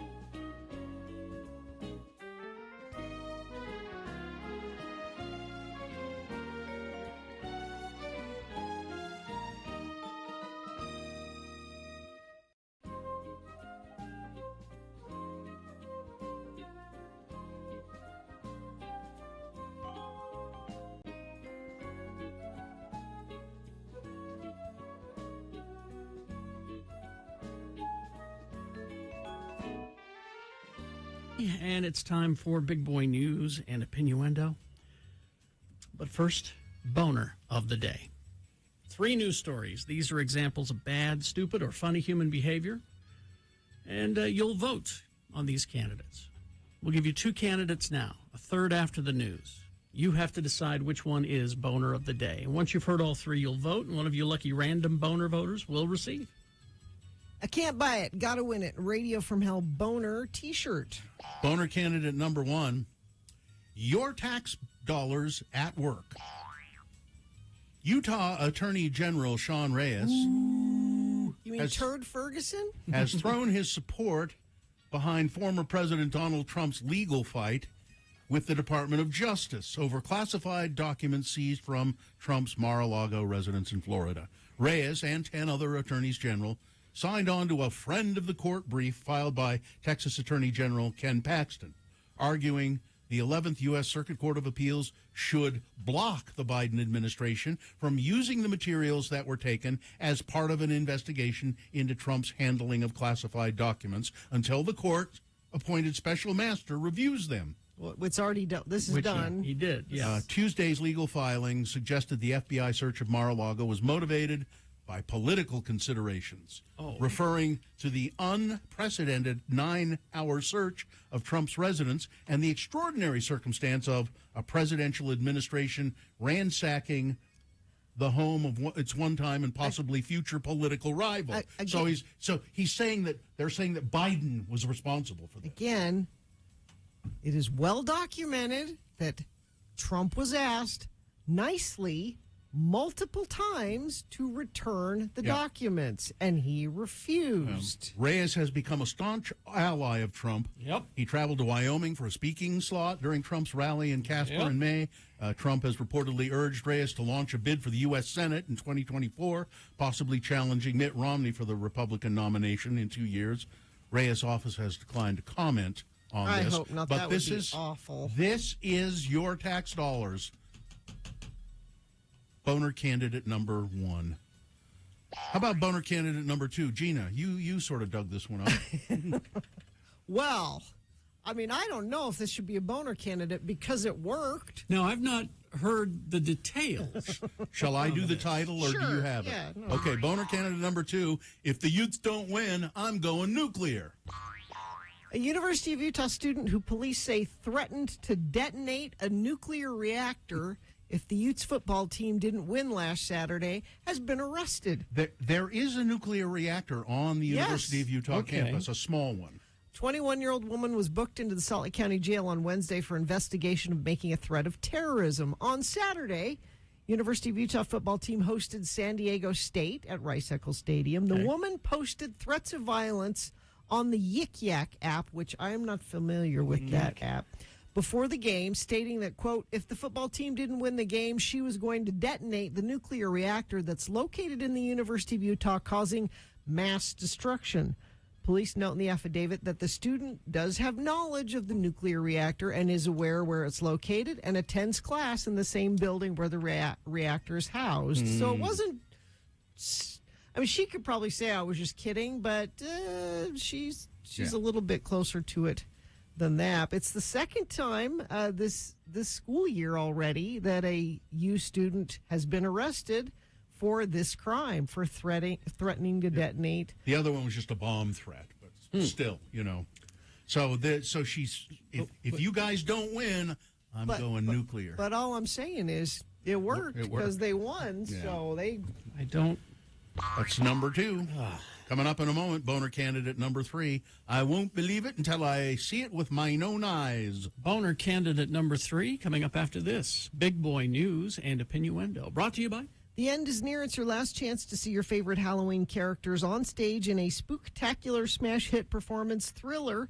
October 10th through the 22nd at Kingsbury Hall. Get tickets at odysseydance.com.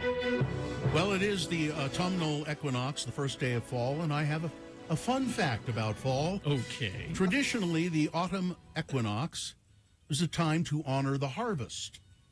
Metaphorically, it refers to the harvest of goals and intentions that you had set or planted when the year started and how those have been evolving or growing. So it's time for you to sit and say, okay, this is where, you know, I said I was going to do these certain things at the beginning of the year. How am I doing? It's just a time to sit back and reflect on that. All right?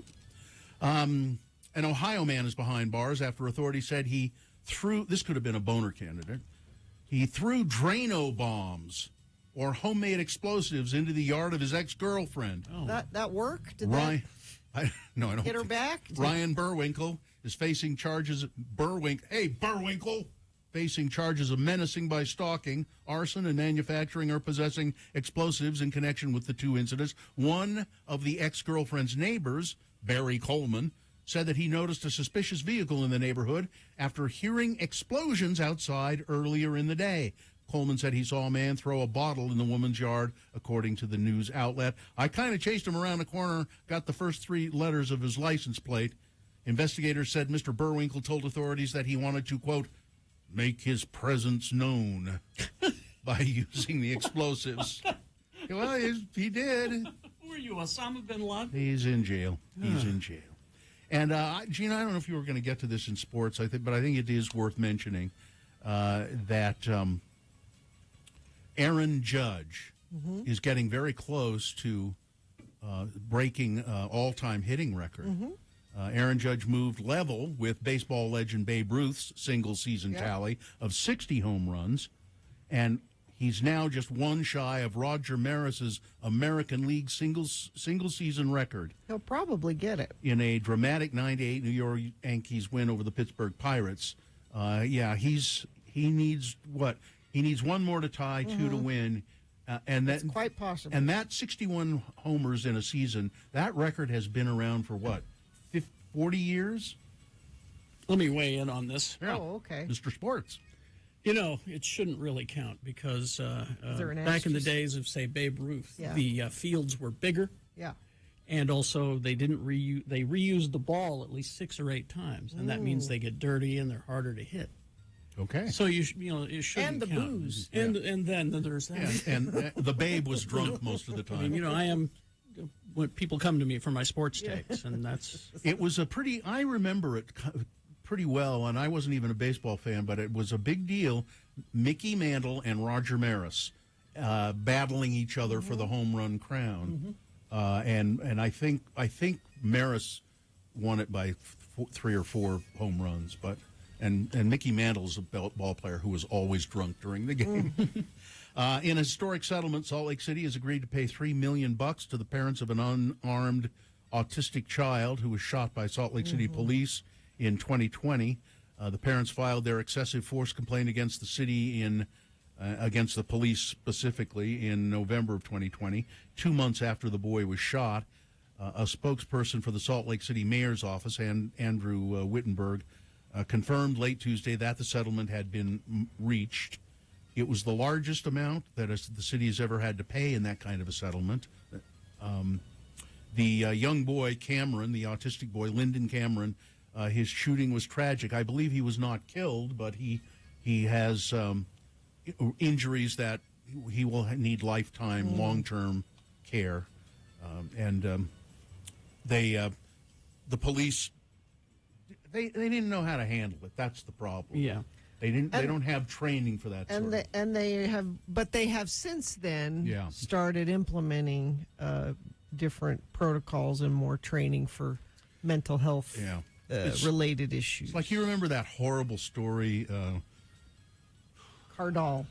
Thank you. Oh yeah. Down in southern Utah, he was having a mental episode, and he was naked in the road, and his wife and kids were in the car. He got out of the car and was running down the road, and she kept saying to the police, "He's having a mental episode. Don't hurt him." And they shot him and killed him. Let's see. There was flooding down in Capitol Reef too. Yesterday.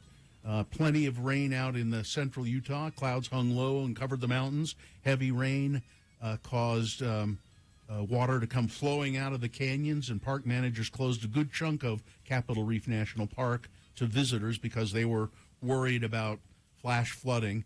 And there was a lot of water and mud on the roads. And the let's see. This story was yesterday. I heard about it, but Utah State football coach Anderson? Blake Anderson has revealed that the death of his son recently was he died by suicide. And the coach wants to talk about it and to shine a light on it. Bring it out of the darkness and say there's nothing. These are things we should not be ashamed of. These are things we need to talk about, so maybe we can prevent it and I don't from have happening to someone else. I don't have the story in front of me, but I thought what you were going to say is Utah State is doing something in honor of his son. Well, they're dedicating their next game. Well, no, but it's more of like to mental health awareness, and I believe they'll have kind of a fundraiser. Yeah. I'll see if I can find more about that. This is so sad, and why this happens, I don't know.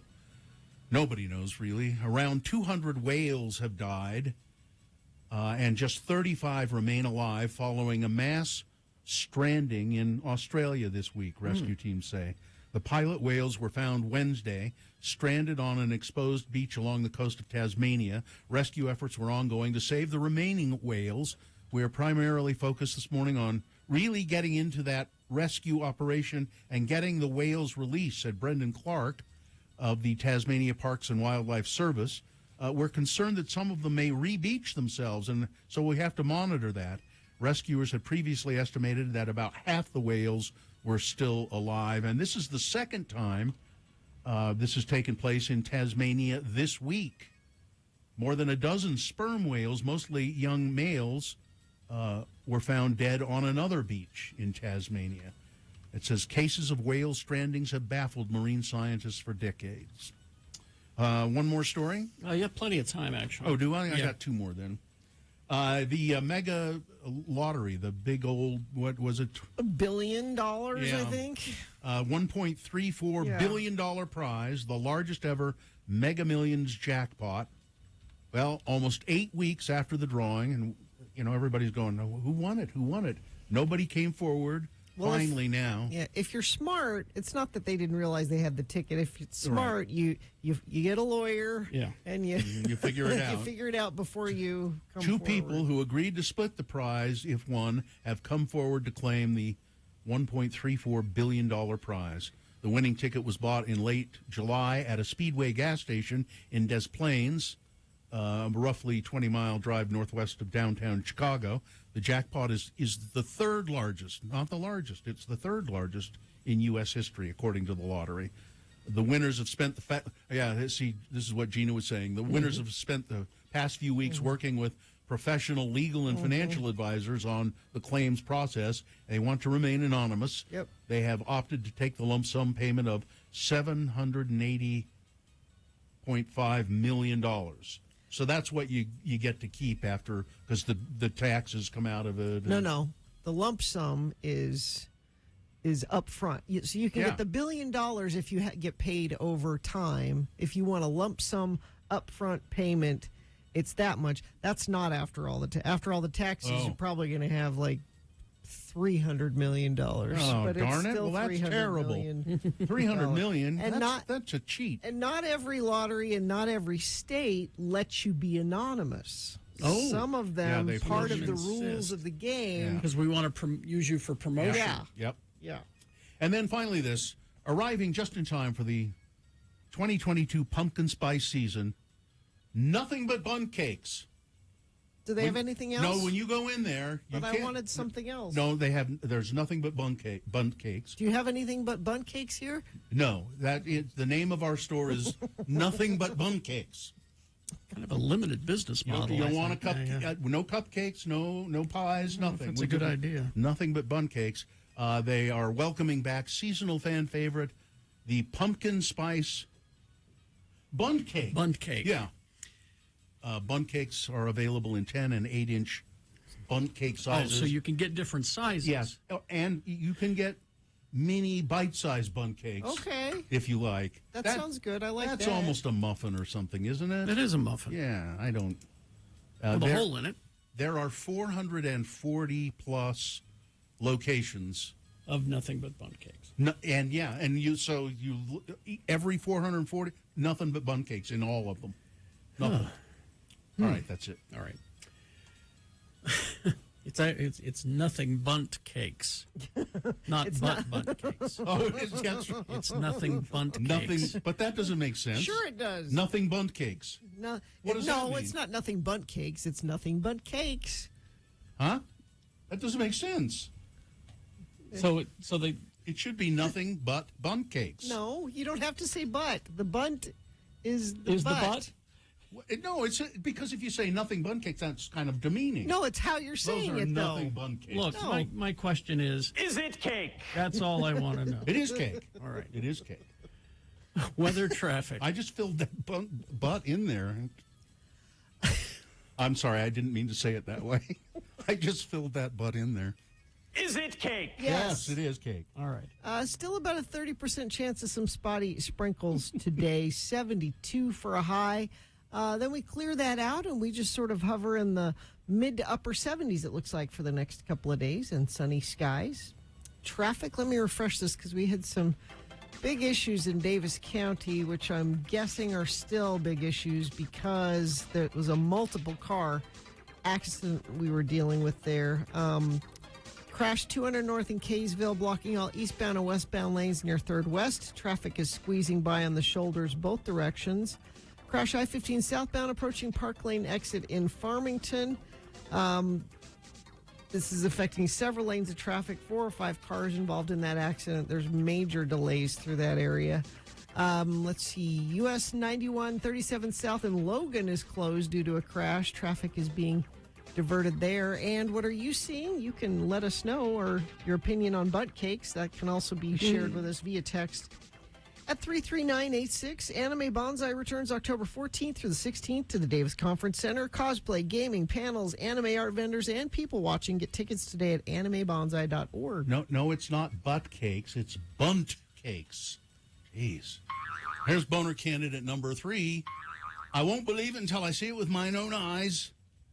Westminster, London, England.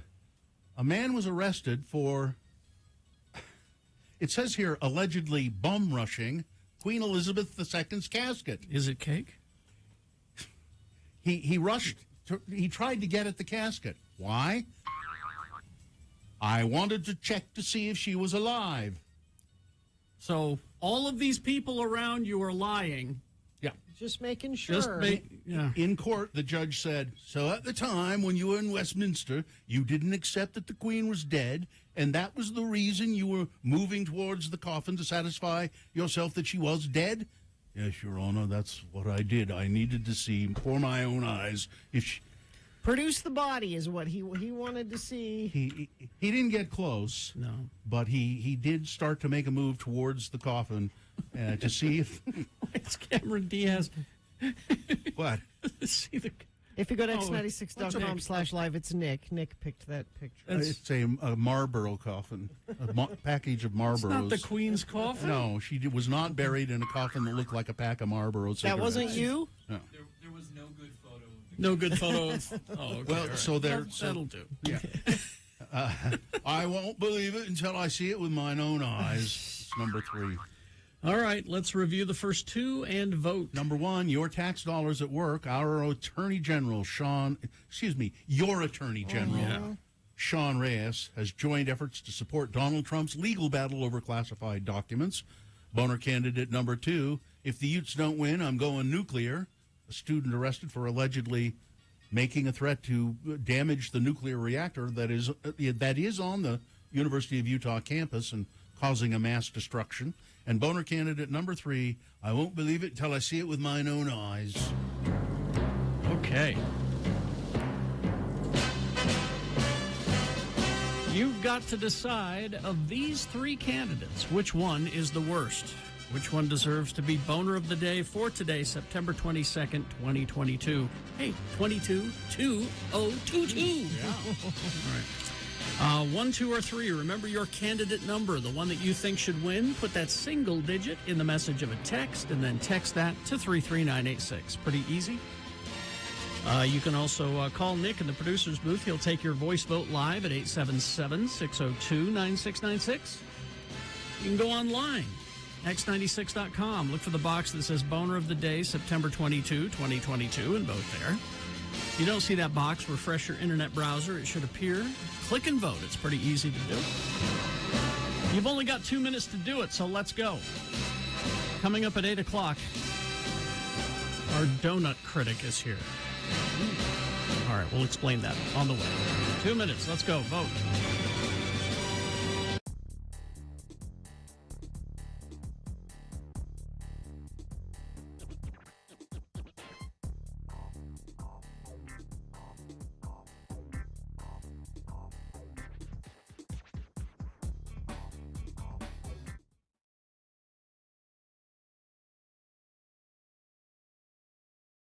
Stick. Spell it with me now. S-T-I-C-K. And now we'll use it in some dialogue between our two Utah friends, Elder LeGrand Dunn Jr. and his wayward friend LeVar. The boys have gone to a local building supply store for plumbing fixtures. Let's listen as a conversation ensues. Again, the word is stick. I think you're going to need a few different things to fix up your problem, LeVar. Just a tube of caulk ain't going to do the trick. Well, I'll take your best advice on this job, LeGrand. I mean, that toilet's gotten to where it's leaking so bad, just putting towels around the base ain't holding back the flow no more. I mean, it worked for a couple of months, but this morning I was ankle deep in water, clear out to the kitchen. What do I need to buy here? Well, first off, you're going to need a wax seal, and then you're going to need to replace that float ball thingy. And then caulking around the base should finish you up. Well, I guess they should have all that stuff here to Chris and Dick. Should have. Them two guys know how to stock hardware. Oh, you know them? Oh, yeah, sure. They're around here all the time. Oh, look. There's one of them now. Well, who is it? It's Chris? No, Stick. The guy with the beard, Stick? No, the guy in the Oshkosh overhaul, Stick. The guy with the beard ain't nobody. Hey, LeGrand, look. What? Looky, celebrity shop here to Chris and Dick's. Look over there, KSL people. Stick Norris. It's not him. Oh, but it's Stick's co-worker, KSL people, Bruce Lindsay. Yeah, Bruce Lindsay. Hey, how come he has a different last name than his dad? Why ain't his last name Norris like his old man's?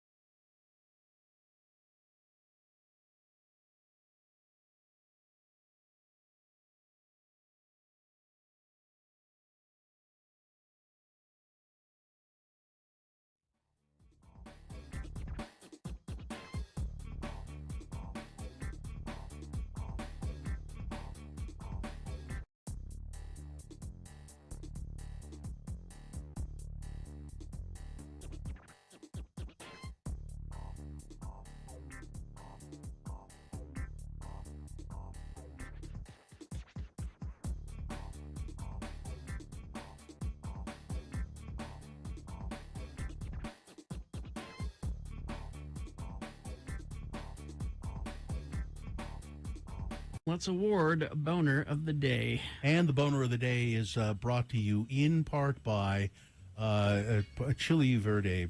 Oh, man, it was good. Oh. A Chili Verde. Oh, man, it was good. And Iconoclad sells your pre-rocked stuff, and you keep 50% cash. Check out the new Iconoclad at 855 South State in Salt Lake for Utah's most awarded new secondhand and festival shopping, and the original boutique, 4th East, 3rd South. Keep SLC weird.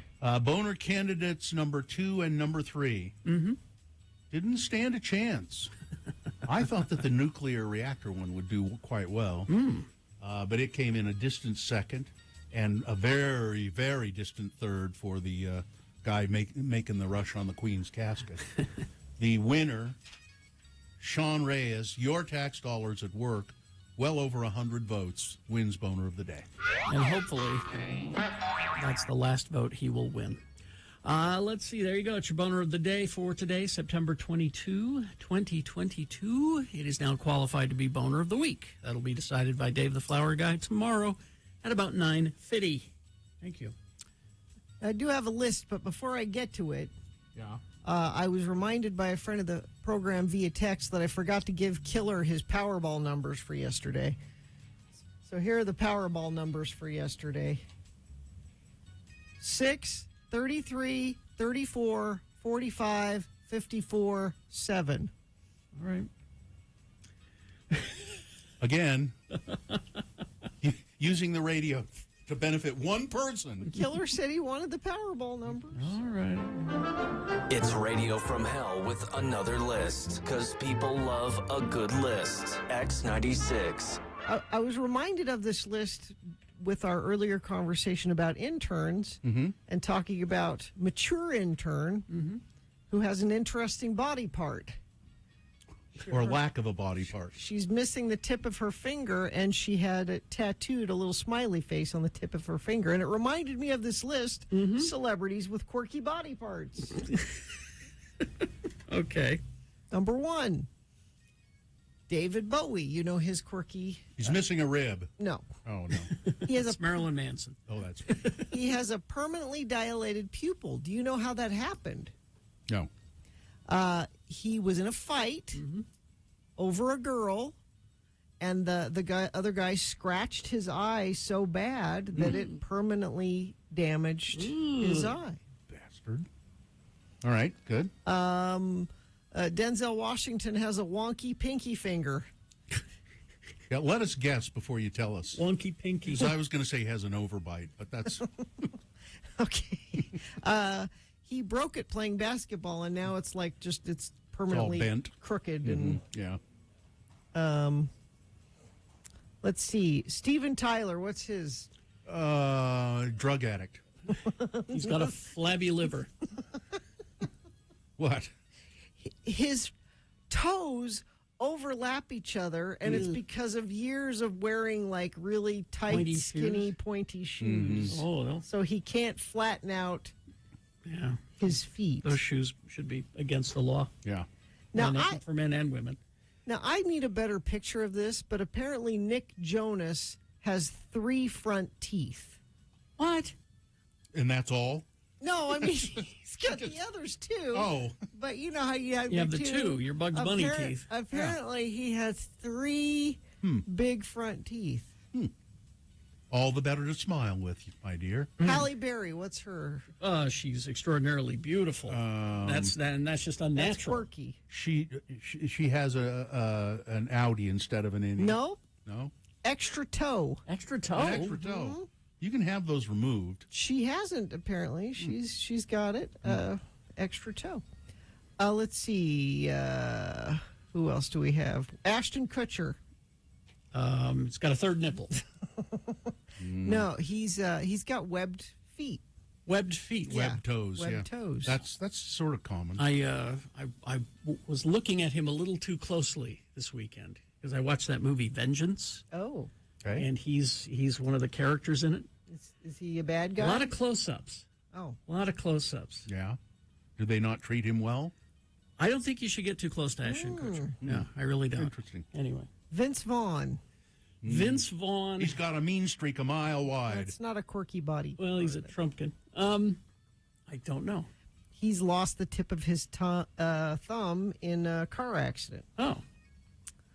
Let's see. Trying to find.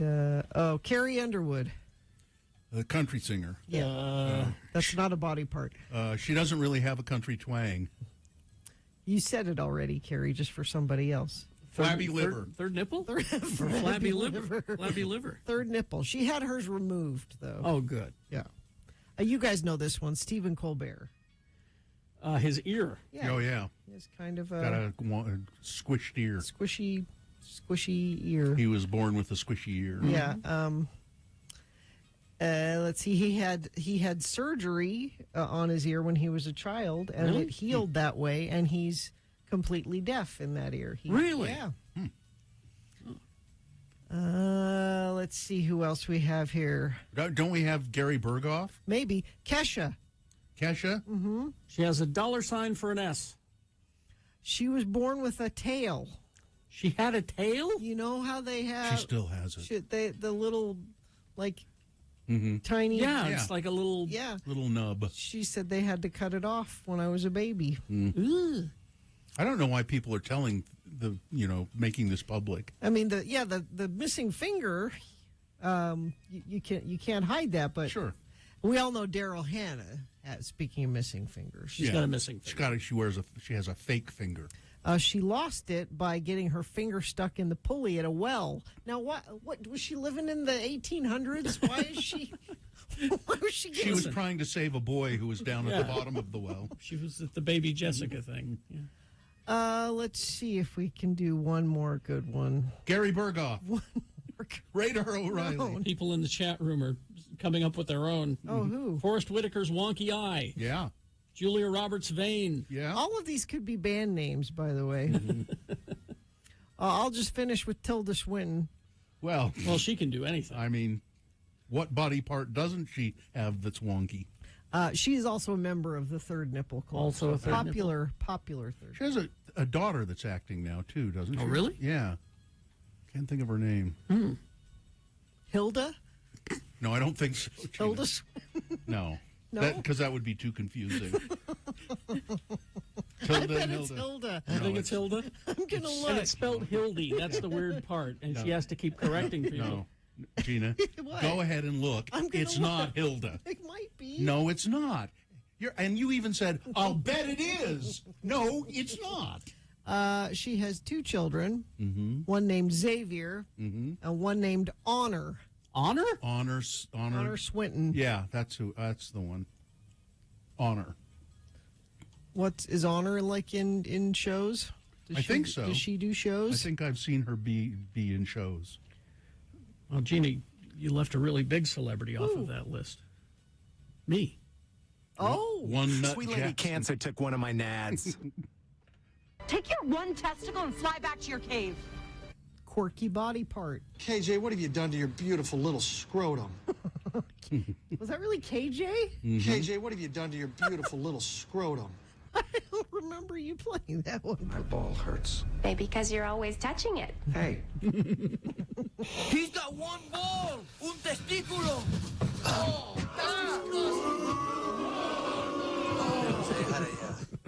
Oh, boy. Honor Swinton is a handsome woman. Oh, really? No. All right. Yeah, she does shows. She does shows. Yeah. If you do shows, you can text us. If there's a show out there on the road, you can text us 33986 and let us know what you're seeing. Of course, still having that issue, major slowdown coming through Kaysville, I-15 southbound. There's an earlier multiple car accident there that has continued to cause issues.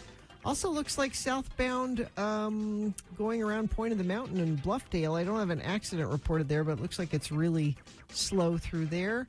And coming out of Magna on I-80, also slow there. Again, no accident reported. That's where you come in if you are in any of those areas and see what's going on. I'm not there. I need you to tell me. Text it to us, 33986. Anime Bonsai returns October 14th through the 16th at Davis Conference Center. Enjoy cosplay, gaming, panels, anime art vendors. Get tickets today, animebonsai.org. All right. Our donut critic is here. We'll introduce him, and we'll figure out who has the best donut. Well, I'm sure we'll argue about it. That's for sure. Arguing about donuts? No, Is we the name won't. Of this But I have segment? cupcake questions. No, all we right? won't. I have cupcake questions. All right. We will take a break. We'll be back after these. ParkCityCulinaryInstitute.com. That is the website. You'll go to the website and you'll see right away Park City Culinary Institute is not in Park City. It's in Salt Lake City at 1484 South State Street. I'm sure they have pictures of their campus there on the website, but you can go down and take a look. It's a wonderful facility. And they're going to teach you how to cook. Why? Because it's sexy. No, it just there's a lot of good reasons to learn how to cook. I mean, well, one, you eat. Two, no, cooking can be stressful. And if you are confident in the kitchen, it's going to make it all worthwhile because, well, that's sexy. But also you can confidently make your food look great and taste great, and your family's going to love you for it. And, it's a good turn on your investment because, after you're able to cook confidently, you're not eating out as much. So you're going to save money that way. Park City Culinary Institute offers short and affordable programs, part-time courses, and night classes for busy people like you. You can finish in as little as 5 weeks. Yes, in 5 weeks, you will learn to cook well, eat well, and live well. So learn more or apply at ParkCityCulinaryInstitute.com. Hey, you. Yeah.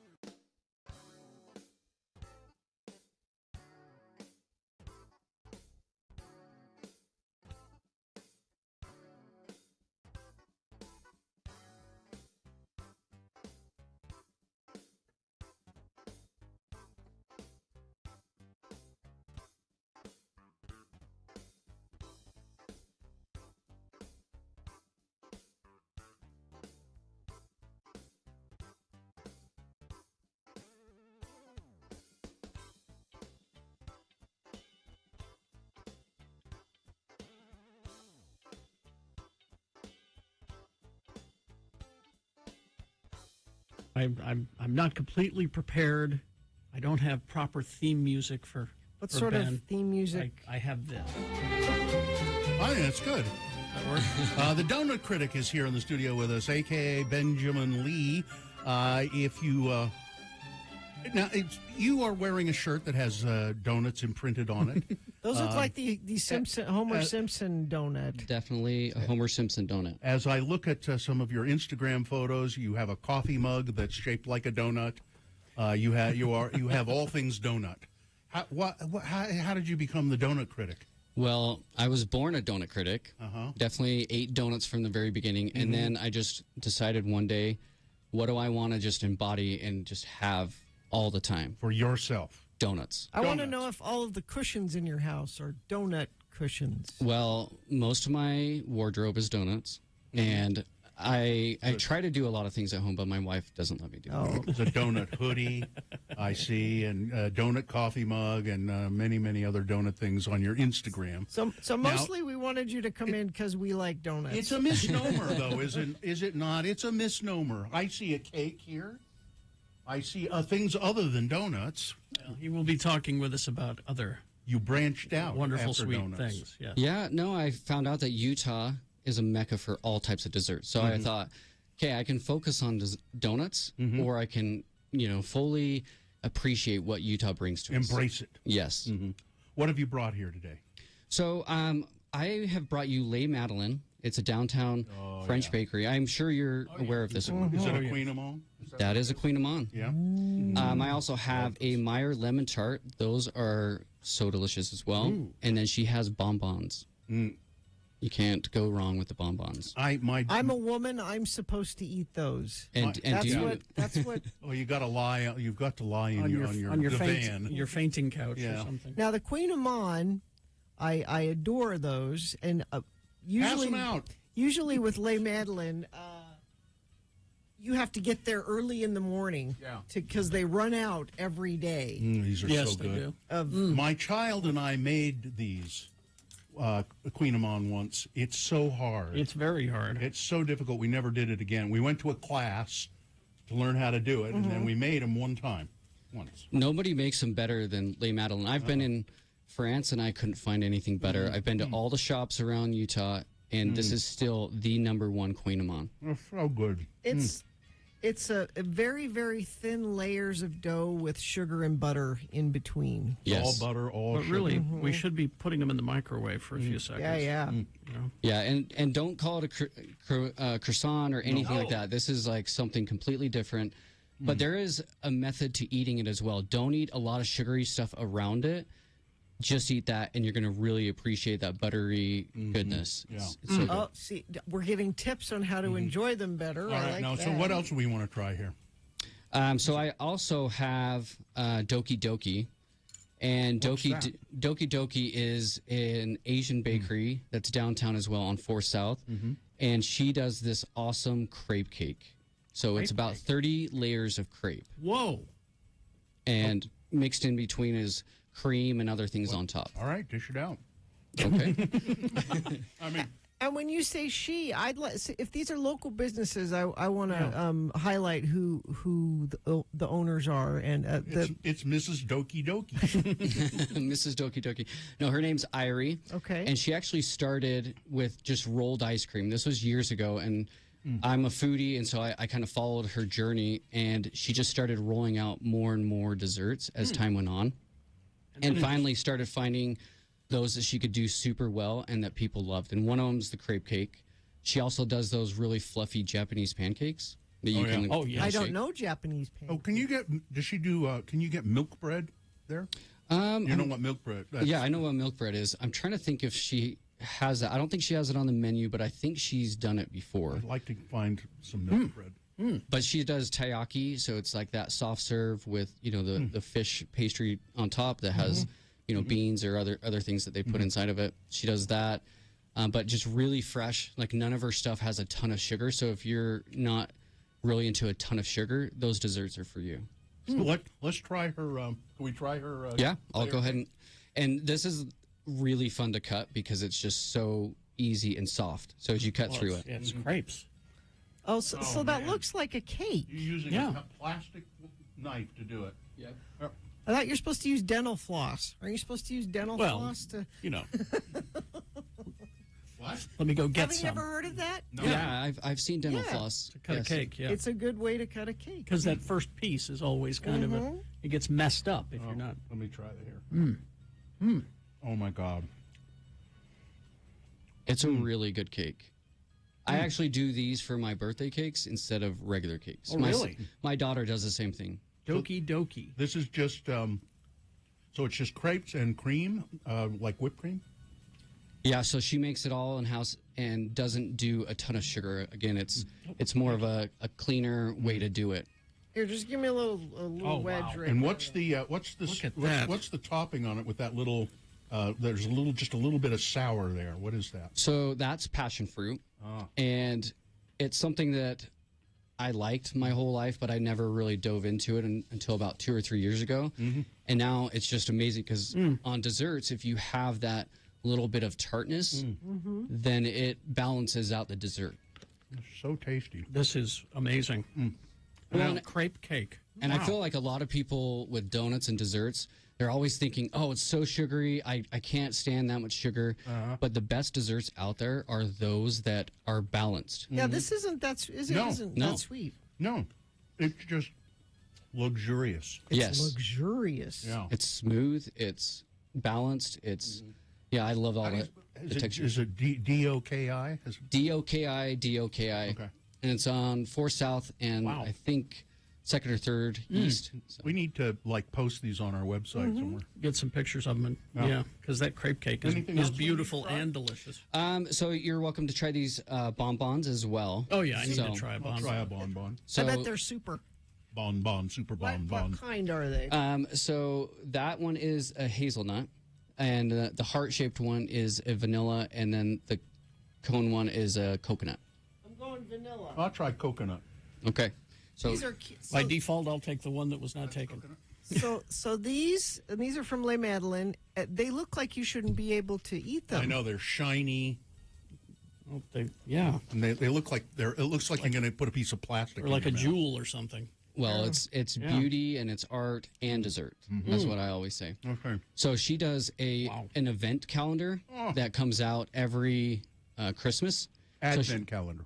Yeah, Advent, where you start opening up these bonbons. So it's not like the waxy chocolate that you get in the grocery store. This is luxurious. This is awesome. You have to order ahead to get an Advent calendar from Les Madeleine. Yep, she sells out. She's going to be opening that up soon. And Isn't then her name Rowena? Romina? Romina, yes. Yeah, she's wonderful. She's amazing in the dessert community.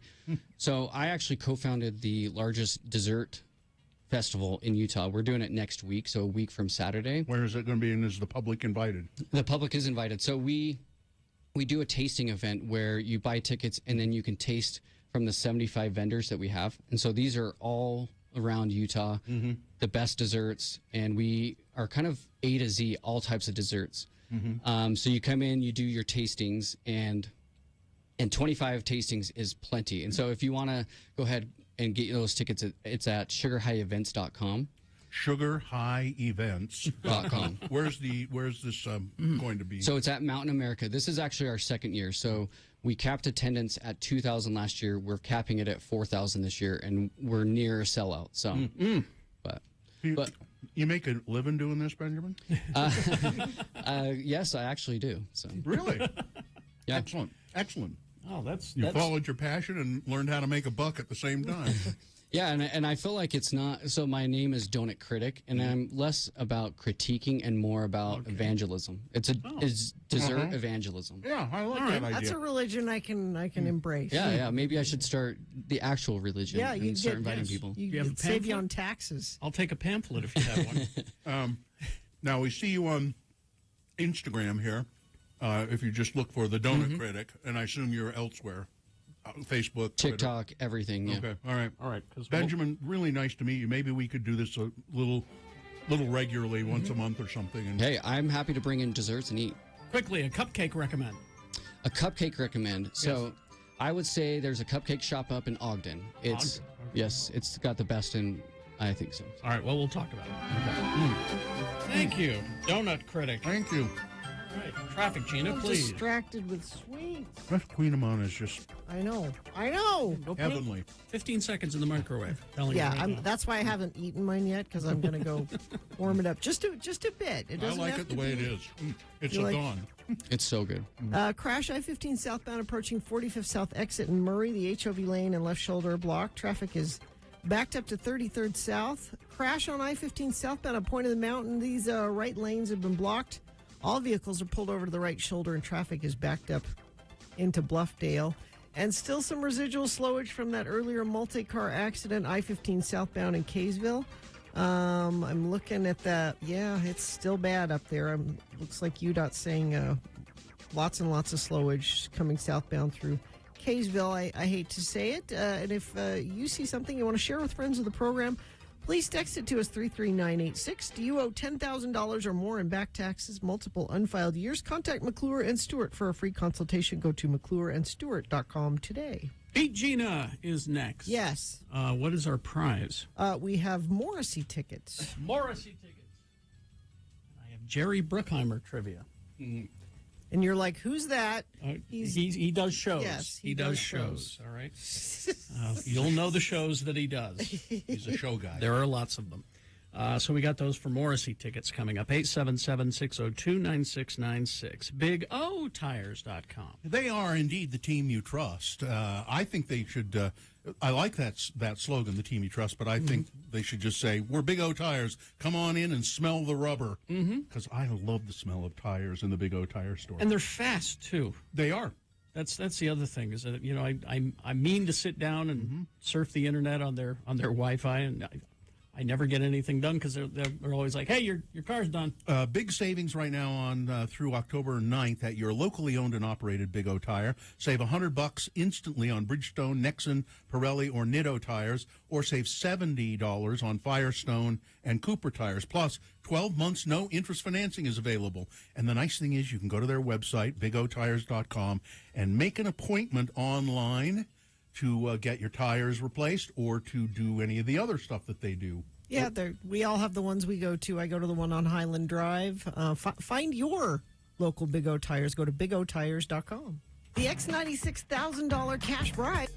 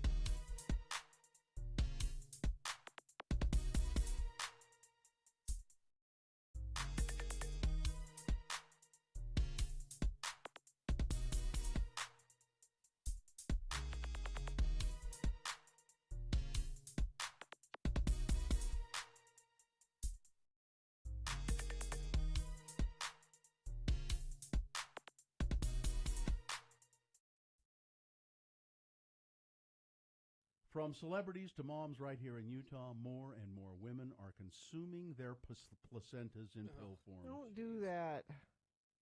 Listen, I want you to hear Okay, these. I want you to, okay, wait, don't go on. Even if there's something about eating your placenta, you would have to do it the way your dog does it when she has puppies. Yep. If there's anything to it, drying it out and putting it in a pill kills whatever good thing you think it does. medical expert Gina Barberi, listen to the testimonies of these women, All Gina. right. The placenta, for those of you who don't know, is an organ that grows inside the uterus while a baby is developing. The placenta gives nutrients to the baby, and some believe... Some believe. People are saying, and I'm hearing. Ms. Barberi, not among them. No. But some people are saying, and I'm hearing, and I have the tendency to believe when some people say and I hear, and then I believe, that it is also capable of giving mom key nutrients even after it, that is the placenta, and the baby are delivered. Quote, so what happens is, studies show that about 72 hours after delivery, once the placenta is delivered, hormone levels drop, said Rachel Talley, a midwife, Gina, and herbalist. Are you either of those two things? Wow, a midwife and an herbalist. Are you? I am neither of them. All right. All right, then. Are there any, you take out your credentials and show me. are there any doctors or scientists around? Carrie? Studies, Carrie. Studies? Studies Herbalist, say, herbalist. according to this midwife And a Midwife study, and herbalist, a study could be, you know, Okay. I've studied things, and that's a it study. takes 4 to 12 weeks statistically, said an herbalist and midwife, for the body to and the endocrine system to start producing these hormones again. So what we're really doing is natural hormone therapy. After Miranda Hansen delivered her second child, she said she felt the despair of postpartum creeping back in. The first 5 days was like a flashback, she said. But after taking her first placenta pill, she says, so here's evidence right here, Okay. the symptoms softened in just 20 minutes. It was like this fog that was lifted, she said. It was like a breath, like it was totally like, you know, I could just like feel like it was clear. It was Couldn't like possibly be that amazing. you were thinking that would happen, so it happened. Oh my That you were God, sold. you are so negative. Miranda says she bonded with her baby, got back on her feet quicker, dropped her baby weight faster after taking the pills. Other moms like Melinda Dratchell also weighed in. I'm a big fan of Western, you know, like modern medicine, she said. I'm all about the epidural, which I know you are, Gina. Big fan of the epidural. But she said the placenta pills worked for her. It was a little strange at first when I started And talking. you know they kept the taking them. cougars away, and they kept Rachel Talley midwife and herbalist, charges. What are you charging for this advice, Gina? Huh? It's free. She charges $250. Okay. How much and does she that's what it's charge? worth. And that's what it's worth. How much does she charge? I'm That's curious. what your advice is worth. Because her advice, midwife and herbalist, $250 for her services. She said a placenta typically yields about 200 to 300 pills. Some hospitals won't release the placenta, but if they do, and if it's handled correctly, the health department said they don't see a risk in consuming your own placenta, but they do caution folks not to share their placenta with somebody else. Please let me have some of your placenta. No. Come on. No, don't share. No placenta sharing out there, okay? Rachel Talley, midwife, herbalist, and placenta encapsulator. And making money off of it. She is. Wait, that couldn't possibly have anything to do. She is a placenta encapsulator as well. A placebo encapsulator. Yeah.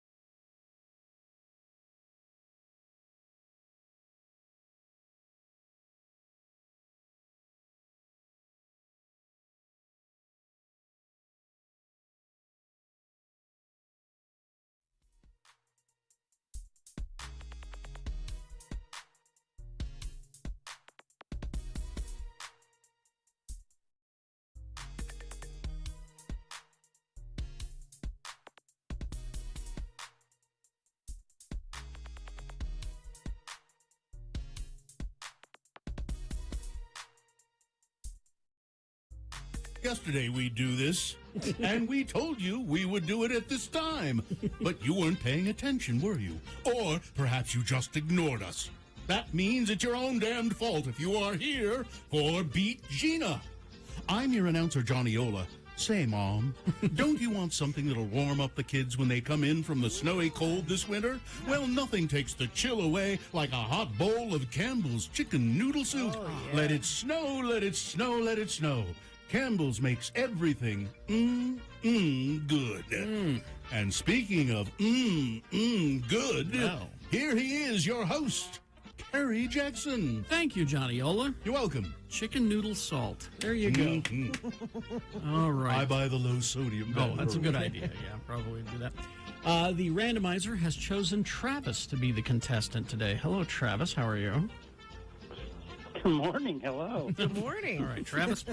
We're going to toss a coin to see who goes first. It does give you an advantage in the game. You call it heads or tails. Tails, please. All right. Coin toss app says heads. Gina Barberi. Oh, Travis, you're a little further away from winning these Morrissey tickets. He's coming to the Union Events Center on November 22nd, and I don't know if you're going to be going or not. I don't understand why she always wins the toss. I don't understand it either. I don't always Well, win. I'm keeping track. All right, Travis, if you manage to beat Gina, you get those Morrissey tickets. But if you beat her, I mean, what are you prepared to do in Gina's name? If you know what I mean. If she beats you, sorry. Yeah, definitely. Contribution to ALS Foundation. Ah, good. ALS Foundation. Nice. Got a little confused there. Very nice. All right. Jerry Bruckheimer trivia. You may not know the name Jerry Bruckheimer, but you know all his shows and Yes. movies. He produces a lot of stuff. All right, so the first question goes to Gina. Okay. What movie did he produce that was selected by the National Film Registry of the Library of Congress as being culturally, historically, and aesthetically significant? Wow, okay. Man. Was it 1, Fart the Movie, 2, Bad Boys, 3, Top Gun, or 4, Fighting Baby Ducks? Is it Top Gun? It was, in fact, Top Gun. There's a point for Gina. Now it's your turn, Travis. Travis? Come on. Come on. Oh, come on. Travis, Jerry Bruckheimer has produced a dark spiritual television series. Dark and spiritual. Which one was it? Was it 1, Teletubbies, 2, Lucifer, 3, Supernatural, or 4, the KSL Outdoors Show? Probably not 4. I don't know, 3. Supernatural? I'm sorry. Oh. It's only... Oh. All right, Gina? Is it Lucifer? It is, in fact, Yeah. Lucifer. That's one of my favorite shows. Am I going to All win right. here really fast? Yes, there's 2 Wow. points for Gina, and she controls the question, so whoops. Let me get Give me a hard one. Okay. What 2021 Netflix release did he executive produce? Okay, I have no idea. So, Was it 1, CSI Chef's Table, okay. 2, How to Get Away with Nurture, I get it. Well, I'm still laughing, don't worry. was it 3 Red Notice, or 4 Cocaine Cowboys? I have no idea. I'm going to go with Cocaine Cowboy. Cocaine That was a total Cowboys. guess. That was just a Gina wins the game. It's what a skunk. Oh, my goodness. But you know, Travis, we've come to understand. I beat Gina badly. We've come to know that it just doesn't matter at all. You're going to get those damn tickets anyway. It's true. Is that right? Oh. You're on to me, Johnny. Yes, I am. I finally figured it out. Oh, I know the name of that snake. And I'm still laughing. All right. Thank you, Johnny. Hang on. Travis will get your information. All right. You get those Morrissey tickets. I'm out of here. I have a hot date with a cold bottle of gin. All right. Big Boy News brought to you by Clark Planetarium. Enjoy 3 floors of free interactive exhibits or take in a film at the IMAX or Dome Theater, open 7 days a week. Stop by Clark Planetarium at the Gateway today. Plan your visit at clarkplanetarium.org. How about another fact about the autumnal equinox? I love facts. It's a fun fall fact. At a deeper spiritual level, according to the Conscious Reminder blog, the autumnal equinox is thought to represent the period of struggle between darkness and light, death and life. It occurs when the night and day will be equal, and the journey of the sun is actually signifying the journey of the universe, the first day of fall.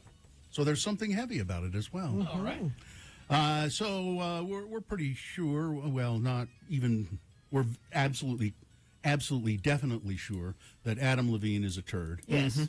We get more and more evidence is coming to light. His former yoga instructor says she, too, was a recipient of a flirty text from Mr. Levine, the front man for Maroon 5. Alana Zabel, the fourth woman to speak out against Levine, took to her Instagram stories on Tuesday. She said to, quote, let it all out. Long overdue exposure, Adam Levine, she captioned her post. Zabel, who said she worked for Levine from 2007 to 2010, alleged her rock star client told his friends that she had, quote, the best ass in town. And one day he texted me saying, I want to spend the day with you naked. Zabel alleged that the shocking message led to a physical altercation with her then boyfriend. Who's this Levine on your phone? But subsequently denied that Levine had any responsibility for the incident. Although the yoga instructor initially said she wanted to expose the singer, she then appeared She protected him. Backtrack by coming to his defense. You stink! Yeah. Yeah. So, and, you know, Adam Levine has admitted a long time ago that he is a cheater, really. He's like, oh, it's just human nature. Everybody does it. He and his pregnant wife, Bahati Prinsloo, were spotted together on Wednesday, and they seemed to be happy. They were in Montecito, California. They appeared to be laughing together. In one image, Levine was seen wearing a backpack that appeared to belong to one of their children. But while they were enjoying a pleasant outing, a past interview has surfaced, Gina was referencing, where he admitted to cheating in the past. In an interview with Cosmopolitan back in 2009, he said, instinctively, monogamy is not in our genetic makeup. People cheat. I have cheated. And you know what? There's nothing worse than the feeling of doing it. But he did it anyway. Yep. But he has been denying recent allegations about his behavior. More than 10 million doses of the COVID-19 vaccine held back by the U.S. Food and Drug Administration as a result of a safety inspection at a packaging plant in Indiana should soon become available nationwide. Moderna and Pfizer, I think. Oh, it's Moderna, an updated booster shot. No issues were found at the plant. They were worried that there was something amiss there, but they did an inspection. Everything is fine. And FDA spokesman Michael Felberbaum said that the agency had authorized the distribution of numerous batches of the updated vaccine that were manufactured there. This authorization was based on the FDA's determination that the batches met all applicable specifications. So I don't know if I haven't heard of any shortages particularly. No? People, but I mean, the new one's available. Yeah, but maybe in other places. You guys have both gotten it. I need to go get it. Yeah, I've had 5 jabs now. Give me all I'll take them all. Swing by the pharmacy on the way home. Both Moderna and Pfizer booster shots, the first to be reformulated to target the Omicron subvariants. This is the 5th one that I got. Currently circulating, were authorized by the government at the end of August for those who had received their initial vaccination series or a booster dose at least 2 months ago. I'm looking back, and it was January of last year that I got the first one through the Salt Lake County Health Department because I went and lined up at the Mountain West Expo Center. Yeah. I went over to the Salt Palace. And, my kid went to the Salt Palace. I had to stand in the worst, God, it was a long line, and it was You're not terrible. British then, Bill, because apparently the British love to queue. They love to queue. But my kid, when he went to the Salt Palace, he said, I just got right in. There was no problem. So yeah, the Salt Palace. I walked right in, sat down, they did it, and I was out. A listener named Nathan sent me this. Nathan, he said maybe this could be a boner candidate, but he said, I was buying motor oil at Walmart, and I saw this product on the shelf in the automotive section. Okay. As a straight white male, my instant reaction was, well, that's pretty dumb.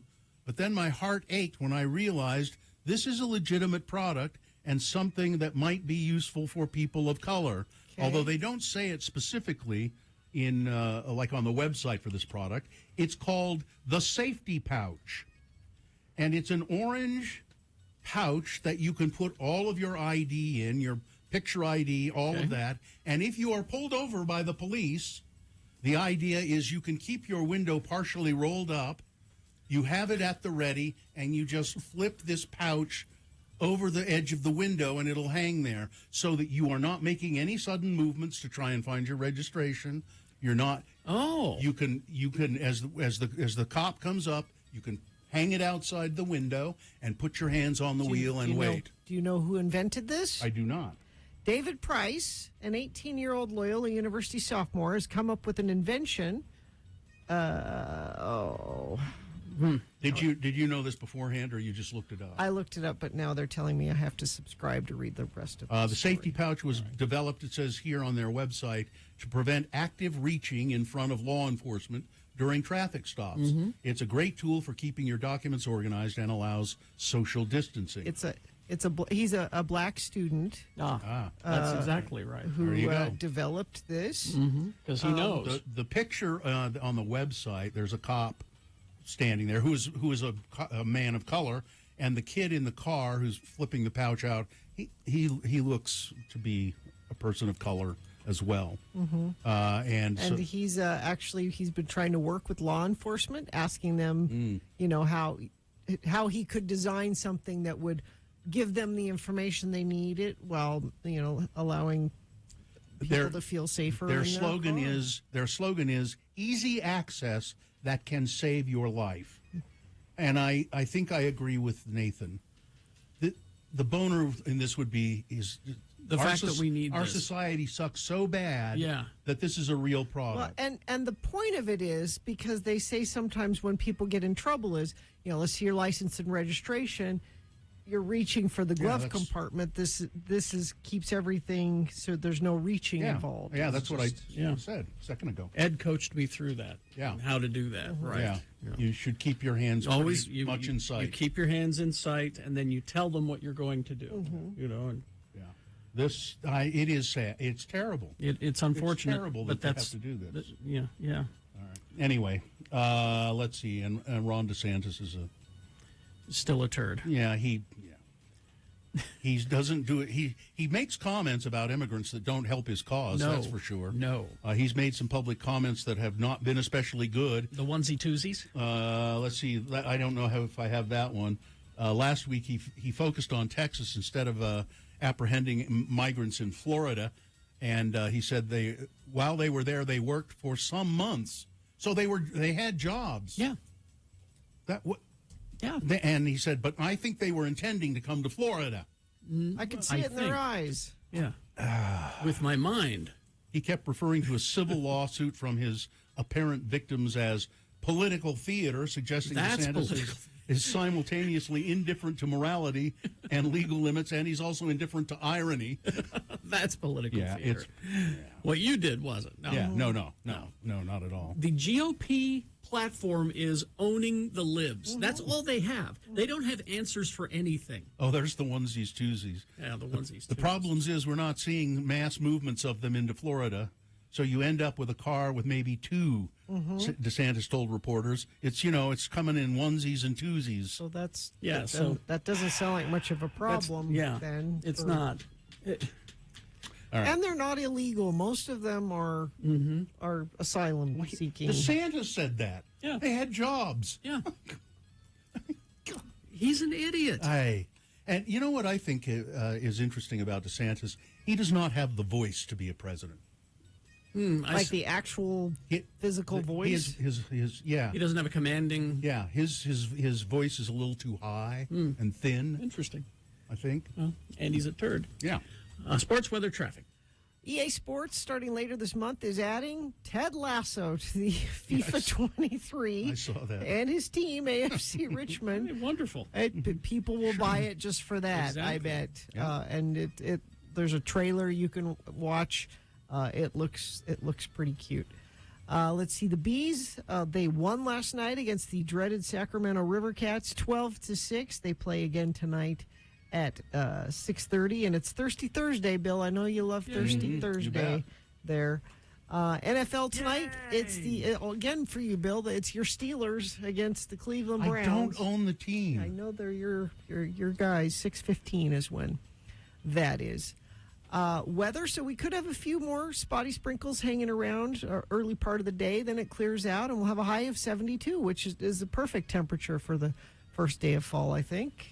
We hover in the mid to upper 70s, it looks like, through the weekend, gradually getting sunnier and sunnier as the weekend goes on. Looks like it'll be very nice for everybody. What's not very nice for everybody is traffic, I'm afraid. We've had lots of issues this morning. Crash eastbound 201 freeway near Mountain View Corridor interchange. At least one vehicle's off in the grass. Other vehicles are on the right shoulder there. Crash I-15 southbound approaching 45th South exit in Murray. The HOV lane and left shoulder affected. Traffic backed up to 33rd South. Crash I-15 southbound at Point of the Mountain. Right lanes were blocked and vehicles off to the right shoulder. Traffic backed up to Bluffdale. And still some slowage up north in Kaysville. That I-15 southbound multi-car accident there. I'm still seeing red on the UDOT cameras for people dealing with that. So if you're dealing with something, share it with us. It will ease your pain by sharing your woes by texting us 33986. All right, thank you very much. We will take a break. We'll be back. I think Gerke is going to be here in the building. Bob Gerke going to be. He didn't bring his dog with him. The dog usually interrupts things. I hope the dog's not here. So we'll have Gerke, and then we got Frank Christ Presents, all of that and more coming up. Stand by. The X96 $1,000 cash bribe is on.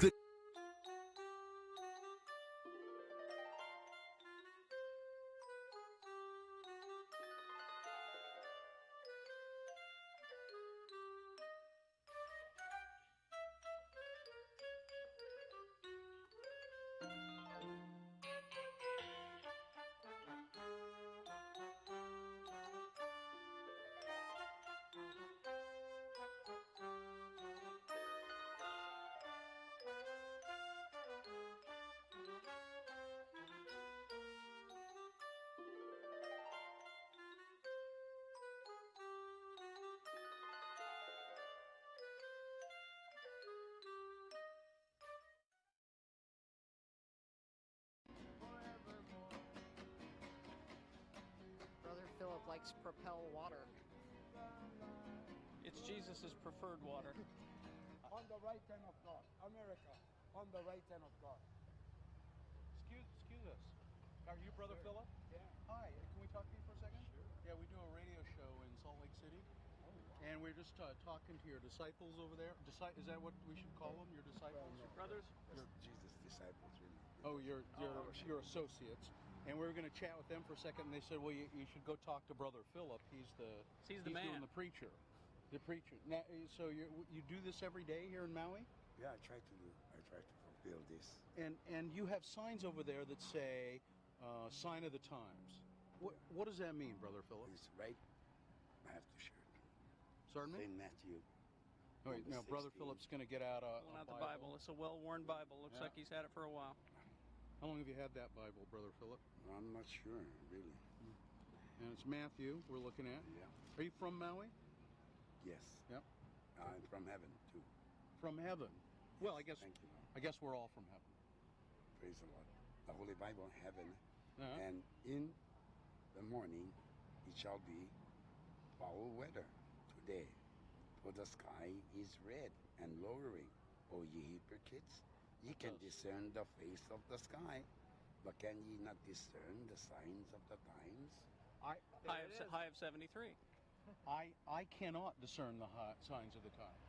Although it was a great album by Prince, I know that. That's the reason why we look in the Bible, because of things that God has spoken is coming to pass today. Now, Brother Philip, we have a woman here. She is the reason we came to Maui is to do. We do a radio show together, and but she's actually come here to get married.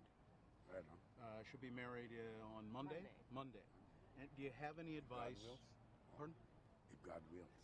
If God wills. That means I might not get married if God doesn't will I've it. maintained that all along, but if God wills, you will get married on Monday. But do you have any advice for somebody getting married? Back to the book. Back in the book again. Yep. 19, eh? Was it All 19? the answers. Mm-hmm. Yeah? Look at that. He knows right where to go in this book. It's like he's read it before. Not so. Right. And said, for this cause shall a man leave father and mother, and shall cleave to his wife, and the twain shall be one flesh. Okay. You're still looking for somebody to perform the ceremony, aren't you? do you do weddings, Brother Philip? No, I have a friend who does that. All right. Hey, thank you so much for talking with us. I love you. Thank you so much. Yep. And thank you. God bless you. Thank you. Thank you very much. Brother Philip, ladies and gentlemen, spreading the word on the streets of Maui on front.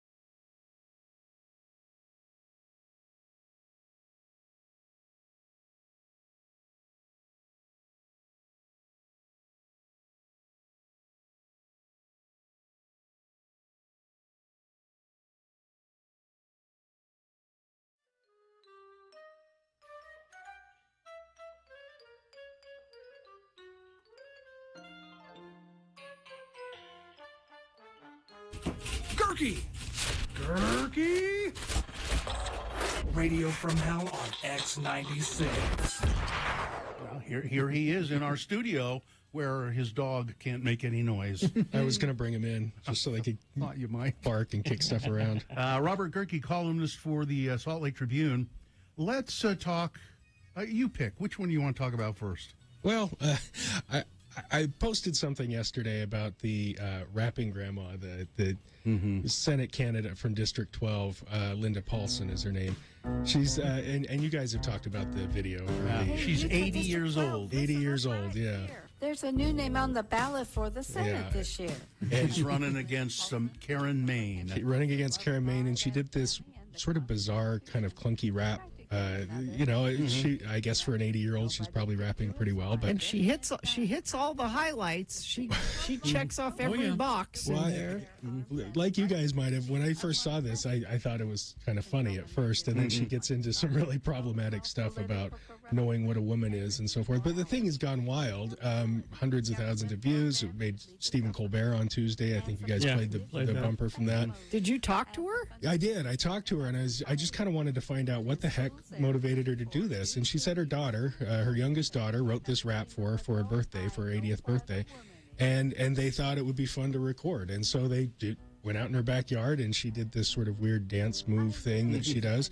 And recorded the whole thing, and it's like I said, it's gone wild. It's it worked. It worked. It's well, for a race that wasn't going to get any attention, because she's running against Karen Maine, like you said, and Karen is very popular. She's probably going to win. Nobody else even ran for. I asked her what made her decide to run for this seat, and she said, well, because nobody else was going to do it.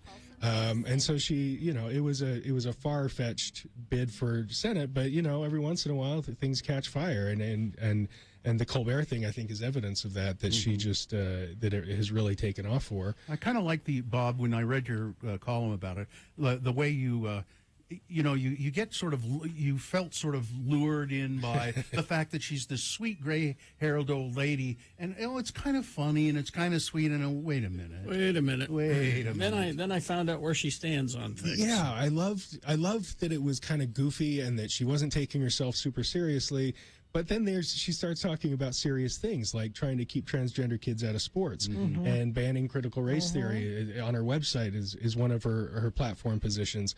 And it gets and the whole, it's not funny at as all. a natural as an adult woman, I know what a woman is. It gets really uncomfortable. But she's so sweet and so nice, like the stereotypical grandma who's going to give you a cookie. At the end of the interview, she she was nervous about talking to me because I'm from the evil Salt Lake Tribune. the Tribune, yeah. And You're going to write a hit piece on her. that's what she thought Satanic, was going to happen. And at the end of it, she said, "Well, I made a new friend today," and so I'm sure she's perfect. I guess we're friends. She's a wonderful, old lady, grandma, whatever. Do that. Yeah, be a grandma. She's got 35 grandkids. Yes, don't do this. No. Well, and it kind of sugarcoats some of the bad position she has in this sort of hard candy. Well, her sign is the first thing I saw in there at the bottom was God, family, and I stopped right there. I stopped reading. I went, I know exactly what we're doing. Carrie is anti-family and anti-God all the way. What if the third one was Star Trek, Carrie? What if you stopped? Then I would be before she got to conflicted. Star you Trek? have to reconsider it. Okay, let's talk about our Attorney General now. Yes. Well, yeah. So Linda is not really a threat, I think, to society. Sean Reyes keeps doing this thing where he joined this legal filing from attorneys general, Republican attorneys general around the country, trying to resist this investigation into President Trump over these. They have nothing to do with it. It's really not their business. They don't know what's in the documents any more than you or I do. You guys were talking about in the news segment that this is sort of running its course. The appeals court's weighed in now, and they've got no vested interest in it. But Sean Reyes keeps doing this, keeps putting Utah behind these national pro-Trump fights, and it's really, I think it's detrimental to the state of Utah, but also it just sort of it exposes his ambition. Yes, he's not happy being attorney general. He wants to move on and be a senator, or he was actively lobbying to get a position in the Trump administration. It didn't come through, so we're stuck with him, I guess. But this isn't what the attorney general is supposed to be doing. Does he have no other jobs in the state of Utah? Nothing that he can prosecute or investigate here that would be maybe beneficial to the people of Utah? So he would say, when I titled that Boner candidate, "Your Tax Dollars at Work," and I think he would probably try to say, listen, I do this on my own time. No money from my office has been allotted to doing this. And I say, yeah, but we pay your salary. We do pay his salary, and it probably doesn't take a lot of time because some attorney general from some other state is leading out on this, and he's just sort of putting his name on it. But he's not just putting his name on it; he's putting the state of Utah on it. Yes, all of our names. And there are other things he could be doing, and the district court isn't going to care what the attorney general from the state of Utah thinks about this. He's uninformed about it. They just, stay focused on the important issues at play here. There are crimes happening in Utah that need to be prosecuted and investigated. And if he doesn't want to do that, he should just get out and let somebody do it who does. Salt Lake County District Attorney Sim Gill, I didn't hear him speak about it today. Did you? He tweeted about it. What did he say? Oh, he was displeased with it. He thinks, like we're saying here, it's kind of a stunt for a plea for attention, and that it's not really in his job. It's not part of his responsibility. But again, going back to Reyes, it's pure ambition for him, and he's trying to angle for something bigger and better. He wants to run against Mitt Romney or something else. And I think the people of Utah aren't well represented by him. When he ran for office, his whole focus was, I'm going to clean up this office. We're going to have integrity in the office, and he's just completely. Does he make you long for Mark Shurtleff? Does he make you wish? Well, maybe not. Not so much. That would be a give and take, wouldn't it? Yeah.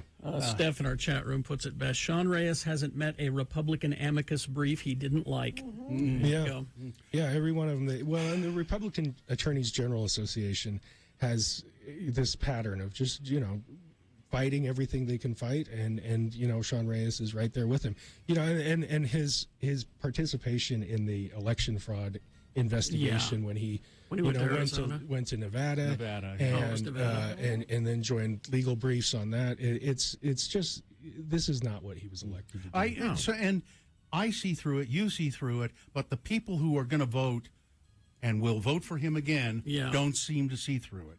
Yeah, I mean, I think a lot of the people who voted for him the first time in would vote for him again, support this. But I think if you take a step back and say, what is the job of the Attorney General and what is he supposed to be doing? What's not being done because he's doing this other stuff? Yeah. It's if he wants to do that, he can go do that and stop taking a paycheck. Voters, when you go to the polls, before you cast your ballot, take a step back and think about it. Well, and there's been talk that Sim Gill might be interested in running against him. I think it would be a fascinating race. I'm not sure Sim could win statewide, but it would be an interesting contrast. Here, I found his tweet about it if you want to Yeah. hear it. It says the role of AGs and prosecutors is to hold people accountable where there is evidence of wrongdoing, not to assist those who violate the law actively and evade accountability. Yeah. Yeah. There you go. Hard to argue with that, isn't it? Exactly. All right. Well, thank you, Robert. Yeah. Nice to see you. Thanks, gang. We'll You see can bring your dog next time if you want. All right. We'll just lay in the corner. Yeah. All right. Appreciate it, guys. Thanks. Take care. Traffic. Crash eastbound 201 freeway near Mountain View Corridor interchange. One vehicle's on the right in the grass. Others are off to the shoulder there. Gosh, still messy up there. Southbound I-15 coming through Kaysville due to that earlier multiple car accident up there. I'm sorry that's been an issue for y'all this morning. Other than that, things seem to be moving well. Friend of the program says a disconnected drive shaft in the left lane northbound Highway 89 about 1 mile south of the Oak Hills exit. Also, southbound traffic on Highway 89 is backed up all the way to 193. Wow. Thank you for sending that in via text at 33986. Become a nurse in just 32 months at Nightingale College, blending online classes with on-ground supervised field experience, virtual college, actual nursing. Start your nursing journey at nightingale.edu, now accepting enrollments for spring semester. All right. So, well, we got Frank Christ presents They're Fine. They're Just Fine. If you know your dead/alive celebrities, you can play, and you might win what? Oh, Fear Factory tickets. Fear Factory tickets. 877-602-9696 coming up. Call now if you'd like. RenaissanceRanch.com. Addiction is a terrible, terrible thing.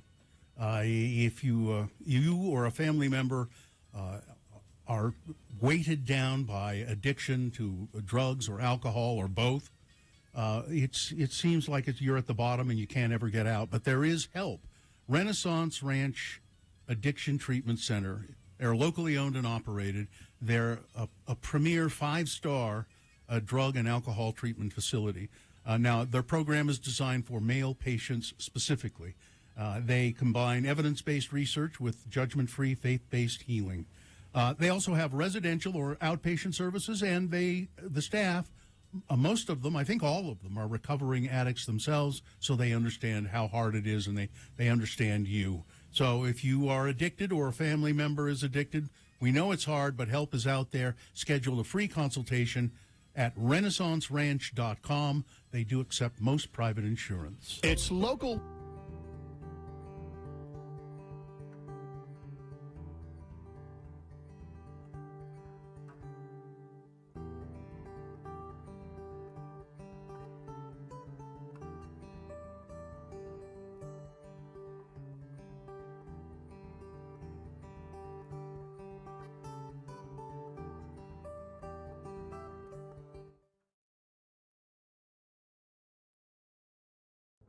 It is the 23rd century. Humans have left the lowly confines of planet Earth and have sought their destiny among the stars. While many things have changed, one constant remains: the need for young men to venture forth and do the work of the Lord. This is the tale of two such men who at the age of 19 have answered the call of their general authorities and are embarking on a 2-year mission to spread the gospel throughout the galaxy. This is the story of Space Elmer! Today, we find Butch and Lehigh on Starbase 182 around lunchtime. Hey, Lehigh, what's up? You haven't been yourself lately. You seem a little under the weather. Here, I replicated you some lunch. This should put you back on your feet at your favorite. Oh, meat soup? No, macaroni and cheese with little hot dog bits in it. Man, you are sick. I'm taking you to the sick bay. Are you sure that would be the logical thing to do? Huh? Come on! Very interesting. What is it, Doc? What's wrong with Lehigh? Elder Christiansen here is suffering from plateau. Plateau? What on earth is that? Not plateau, plateau. Oh. The blood fever. It's not a birth, my dear Butch. It's a Vulcan disorder. Lehigh here is in the early stages of Ponfar.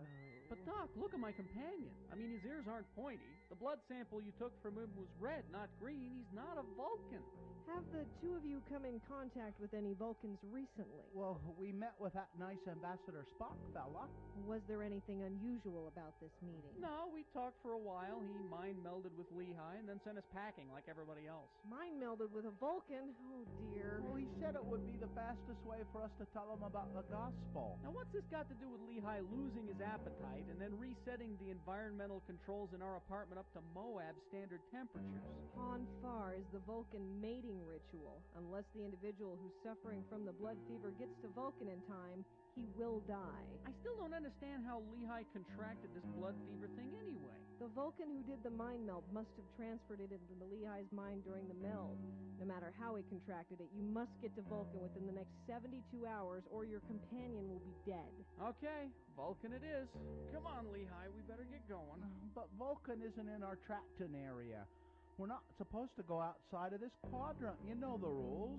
Zone Leader Hansen would never approve of us making a personal visit to Vulcan. Oh, to heck with Hansen. They can send us both home if they want to. I just want to make sure you go home breathing. Will our elders get to Vulcan in time to save Lehigh? Will Zone Leader Hansen get them sent home for leaving the quadrant? Will Ambassador Spock apologize for giving Lehigh Bucktoe? What is exactly in Clomeek soup anyway? Tune in next time to hear Butch say, Hold on, Lehigh. Just a couple more hours and we'll be on Vulcan. Butch, wouldn't it be more logical to reduce our speed to warp 6 in order to make the best possible speed while reducing the stress on the dilithium crystals? Oh. On the next mind-melding episode of Space Elders!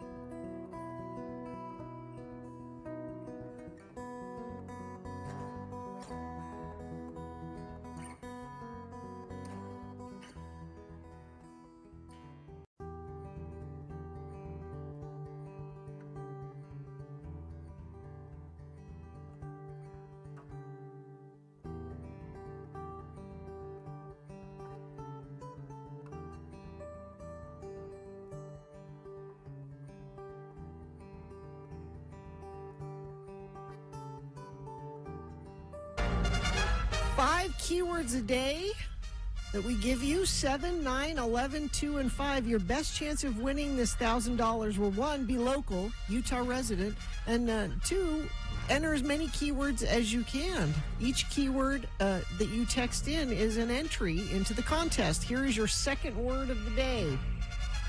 Leaves. Leaves.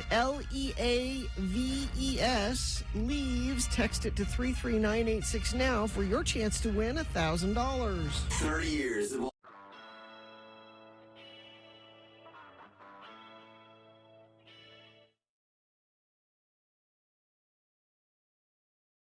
I was going to mention this article a little bit more. Oh, okay. This is the Tribune article? Yeah, this guy calls me. And that's why, I don't know what Richie expected. He calls me, he asks for some quotes. Mm-hmm. So the first thing you want to do, obviously, is see if he got the quotes right. Yeah. Isn't that what you always do? If you're being I quoted don't want to in the be paper? misquoted. No. I might come off looking stupid. I'm just concerned my name's spelled right. It is. And I was quoted correctly. I don't know about you, because I you don't haven't know. looked yet. I was rambling. I was doing my dishes when he called, so I had him on my jawbone, you know. I was you in the bathroom? No, I was dishes. I was at Liberty Park putting my kids on the Ferris wheel and the little all the little death trap rides that are over there at Liberty Park. The little injury-inducing ride. I cut myself on this. Really? Allred, in referencing his 5,000th episode on the Radio from Hell program, was quoted as saying, "You little jerk, get on that ride!" You're bringing the little jerks tonight, right? Yeah.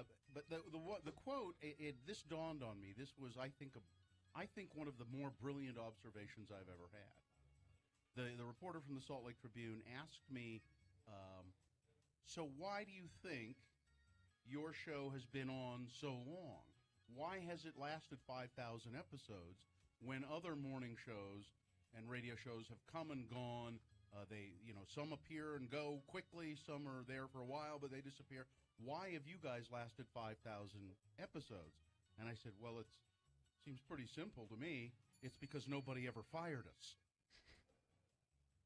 Really? I mean, isn't that he kind of paused and he said, well, I guess that is true, isn't it? Well, but we were Doesn't fired. mean it's good. We just weren't fired. We were fired once. Yeah, I guess so. I guess we were fired once. Yeah. No, you weren't fired. You could have stayed. You two could have kept doing the show. No, he was told he would be fired if he didn't sign the contract. That's what I mean. If you had signed the contract, I was fired. I was fired because I wanted to be fired. I don't different. count that as really being fired. Mm. I was fired because I really, really wanted to be fired in the long run. I wasn't going to sign. You could have kept your job if you wanted. You signed the contract, you keep your job. I wasn't going to sign a contract with those people, and I said to myself, if they fire me, I'll get unemployment. So that's what I want. I wanted to be fired. So you were fired. Yeah, but nobody's ever really fired. Like I said, fired you us. suck. I don't want you to work here anymore. Get out. Technically, I've been fired. You were never fired. I've been fired many, many times. What, you mean from that Not job? from this show. But not from this show. From the show. You've never been fired from the show. Not from this show, no. No. Well, that's where it matters. No.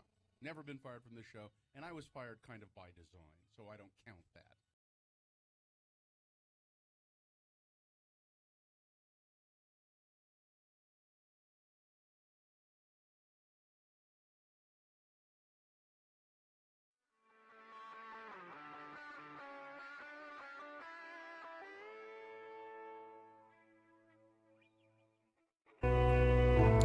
And once again, we are in the presence of death. Frank Christ has entered the studio on his electric scooter. Is that a Ducati or a Vespa? It says, let's see. What does it say on it? Volkswagen? What? I don't know. It doesn't have any logo on it or anything. Well, Frank Christ, our celebrity reaper, he stops by every day to smelling of rotten eggs. No, that's sulfur. That's the same thing. And the temperature drops here in the studio, but we have him here because we play a game a ghoulish game that we call Frank Chris Presents. They're fine. They're just fine. Frank, I don't, as you know, takes the souls of celebrities or people of note when they die. You don't cause their death. I don't cause their deaths. No, I get a call from the home office. My pager goes An off. order. And I'm given a name and an address, and I get on Hop my on the scooter, scooter. and Yeah. go and Is there take ever them. a mistake? There has been a couple of mistakes. We don't talk about that. Yeah. Okay.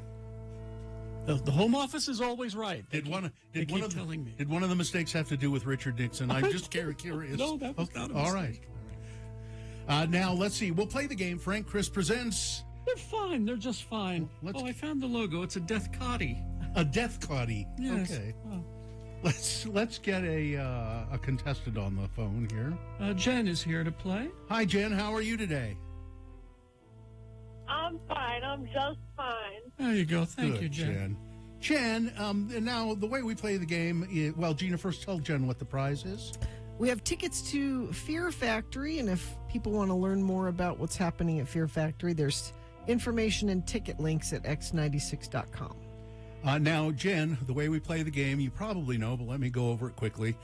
We have a list here of 4 well-known people, and, well, notable in their field, shall we say. They're precious celebrities in their own field. In their own right. Yes, yeah. they are.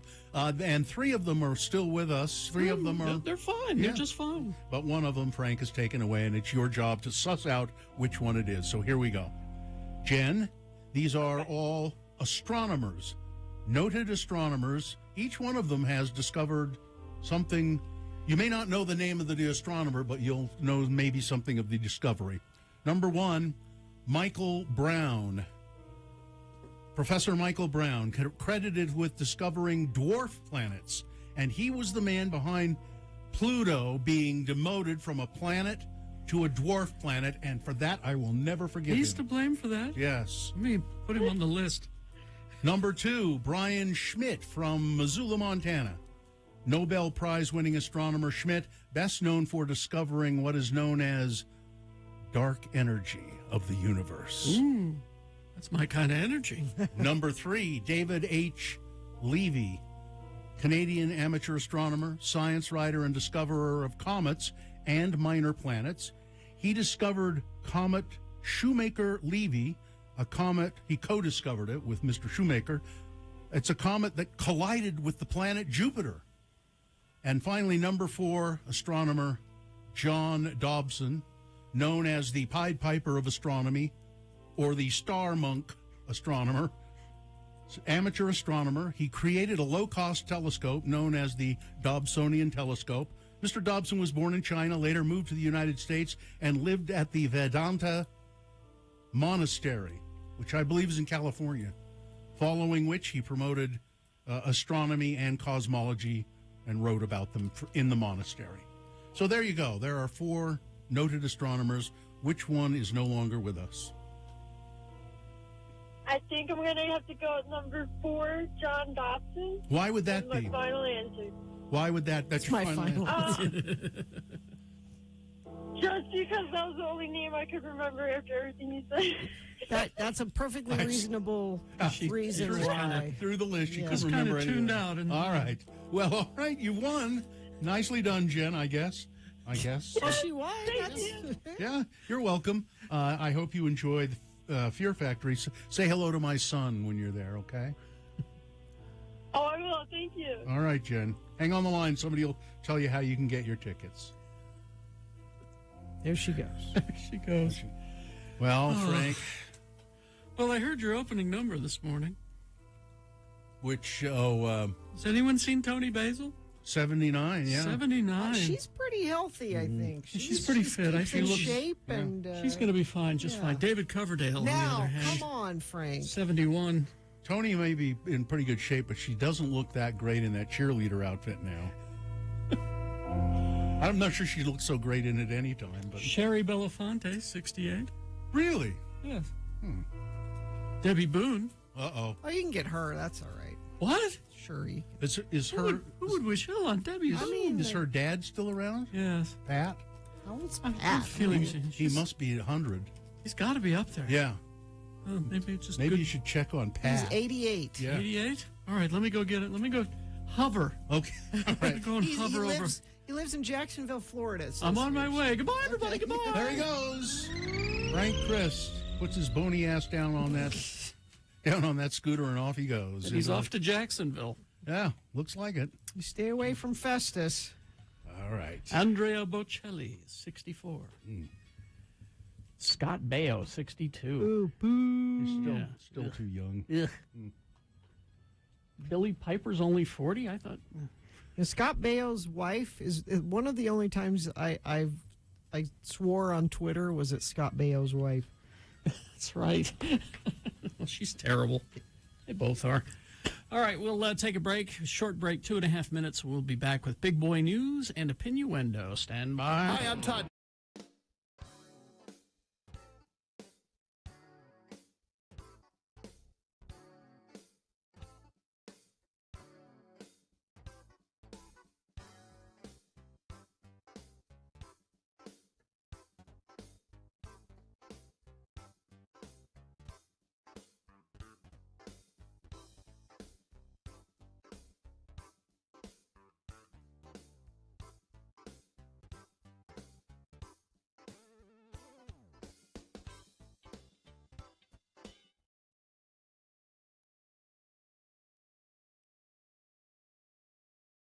Organ. Spell it with me now. O-R-G-A-N. And now we'll use it in some dialogue. Here they are then, our two Utah men, Elder LeGrand R. Dunn Jr. and his disreputable friend, LeVar. Again, the word is organ. Thanks for joining me here to the hospital and keeping me company, LeVar. Brother Jensen from my ward is having his prostate tuned up, and we're taking turns waiting at the hospital for word. He hasn't got any kin or nothing, so the elders' quorum is helping out. Least I can do, LeGrand. You've always been a good friend to me, so I thought I could just keep you from getting bored. Hospitals give me the willies, though. Ooh, yeah, not the best place to be spending the day, but Elder Jensen needs our support. I always give blood, too, just as long as I'm here. They don't let me donate blood, you know, because of that unfortunate dose of hepatitis I had a few years Well, back. I remember. You were as yellow as a lemon for about a month. That's right. Looked like one of them Simpsons cartoon characters. Mm-hmm. Hey, hand me that People magazine there, would you? This one here with Mickey Mantle on the cover? Yeah. Too bad about the Mick kicking Yeah. off like that right after a liver transplant. Well, he abused himself, LeVar. Smoking and drinking. You should take a listen. You know, my cousin up in Portland had to get a transplant. He's doing fine. That was a couple of years ago. Oh, I didn't know you had kin up to Portland in the Northwest there. Oh, yeah. My entire family comes from Oregon. We got started in Eugene, Oregon, but then moved to Portland, Oregon when I was just a shaver. Well, how come you moved to Portland? Your dad get a better job? Nah, we moved to be closer to Mom after she was committed to the Oregon State Mental Hospital just outside of Portland. Turned out okay, though, because the welfare office in Portland was open on Saturday. By the way, LeVar, what kind of transplant did your cousin get up there in Oregon? Hair plugs, got himself a hair transplant. Well, that's real serious surgery. Hey, now don't you go making light of that. Them things can get infected.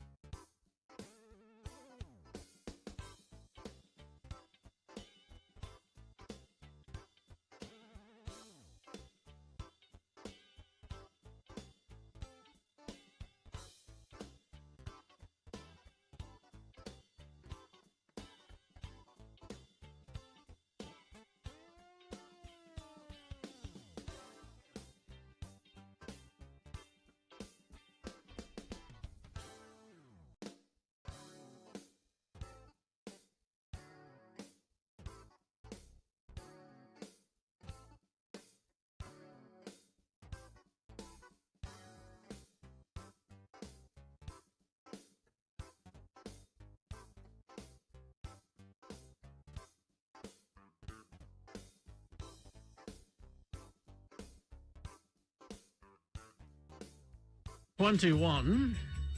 And it is time now for Big Boy News and Opinioendo, brought to you by Anime Bonsai returns October 14th through the 16th to the Davis Conference Center. Cosplay, gaming, panels, anime art vendors, people watching. Get tickets today at animebonsai.org.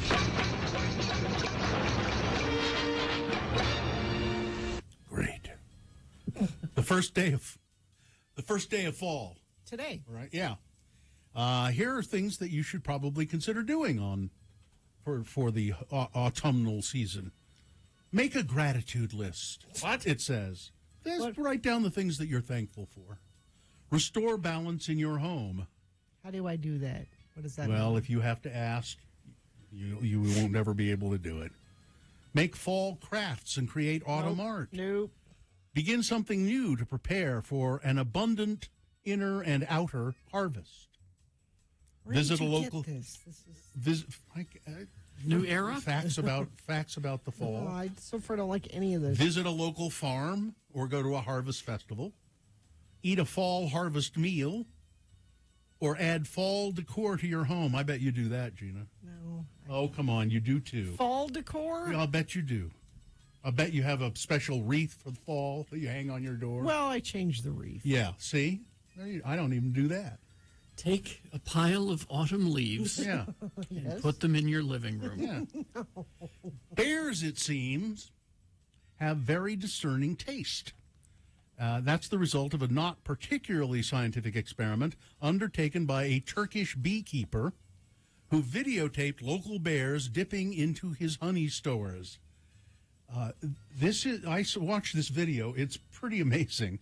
Beekeeper Ibrahim Sedef had been having a hard time keeping his honey out of the mouths of bears looking to sate their sweet tooth. Mm-hmm. According to English-language Turkish news outlet TRT World, over the course of 3 years, Mr. Sedef estimates that he may have lost more than $10,000 worth of honey to these bears.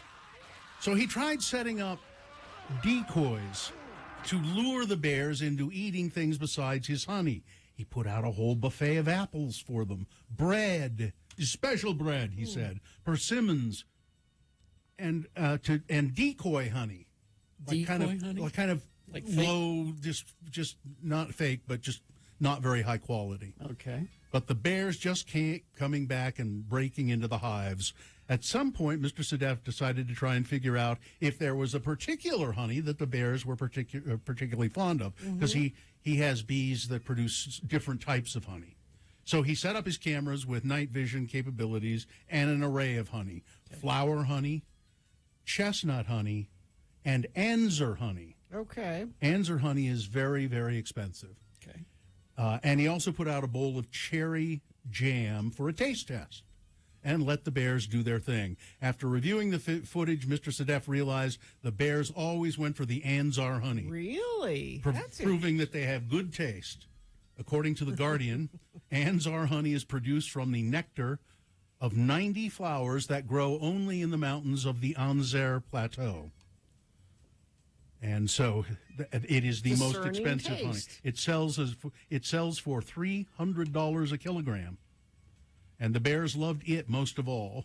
And so Mr. Sedef, as he saw this on the night cameras he set up, he said, you know, despite it, when I see this and I see the bears, I forgive them all the harm they've done to me. Well, I love them. Better. I love them because they love the honey. I have a very discerning palate, Yogi. Yep. Hey, boo-boo. So speaking of discerning palates, the last night, or night before last night, it was Utah food lovers everywhere lost a legend with the passing of Walter Nasi, a Tuscan chef and the proprietor of Walter's Osteria, a renowned restaurant right across the street, I think, isn't it? He died after a health battle, according to reports. He was only 76. After migrating from Monte San Savino, Italy, to New York, and then from New York to Salt Lake City in the late 90s, Mr. Nasi made a name for himself in Utah food scene with his first restaurant, Il Savono, then Cucina Toscana, and then finally Walter's Osteria in 2013. This year, Valters was named a semifinalist in the Outstanding Hospitality category of the nation's premier culinary recognition, the James Beard Awards. Wow. He was a character. Yeah. Had a shock of white hair, wore glasses, tidy sweaters, and he seemed like an Italian cook, an Italian chef. He was also very hospitable. He liked to just be at the restaurant. Welcome and always the kind of guy stop at every table and talk to you. Yeah, I mean, that was the best part of the experience, really. Yeah. Sugar House residents are not happy. What's the matter? With what's planned for the location of the old Sizzler there on the corner where Sugar House Park is. You know, I'm not happy because it's not going to be a Sizzler again. Well, that's one. Yeah. But what they're going to do is put a gas station there. A gas station and convenience store, and the name of it is what makes me unhappy.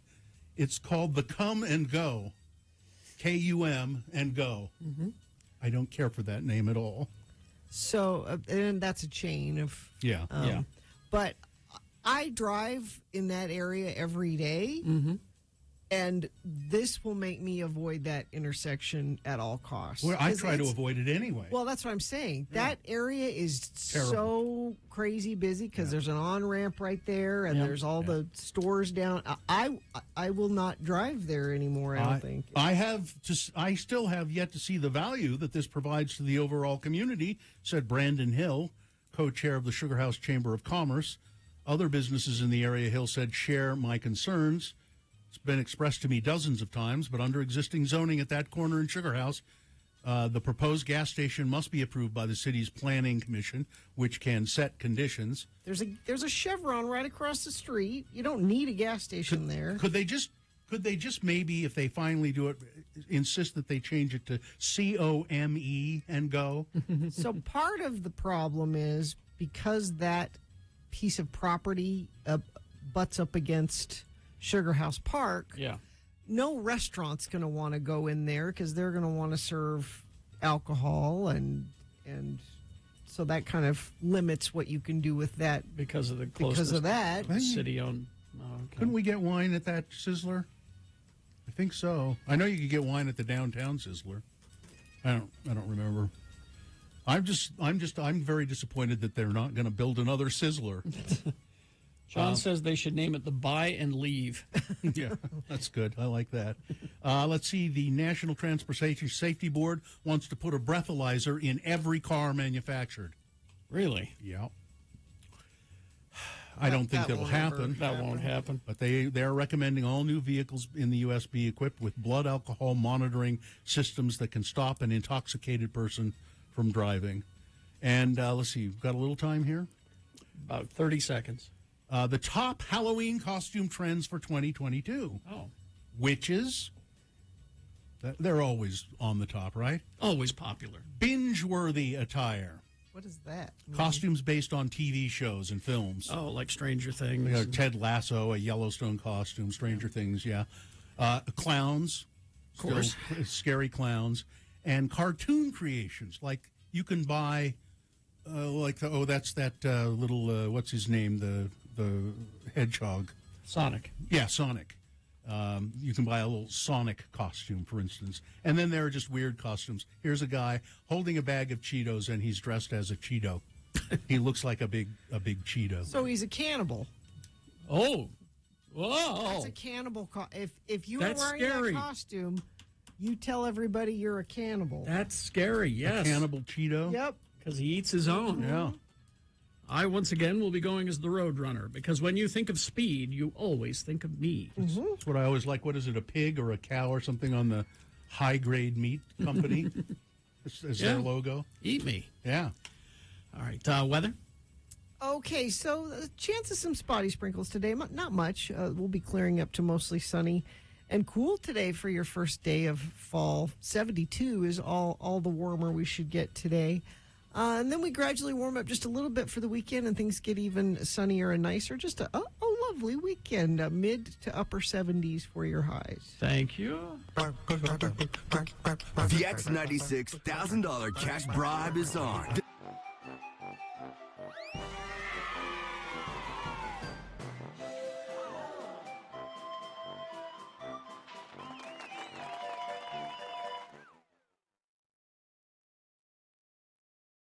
right.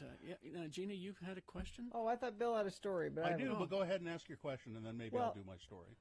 My husband does most of the shopping, and he came home with this yesterday.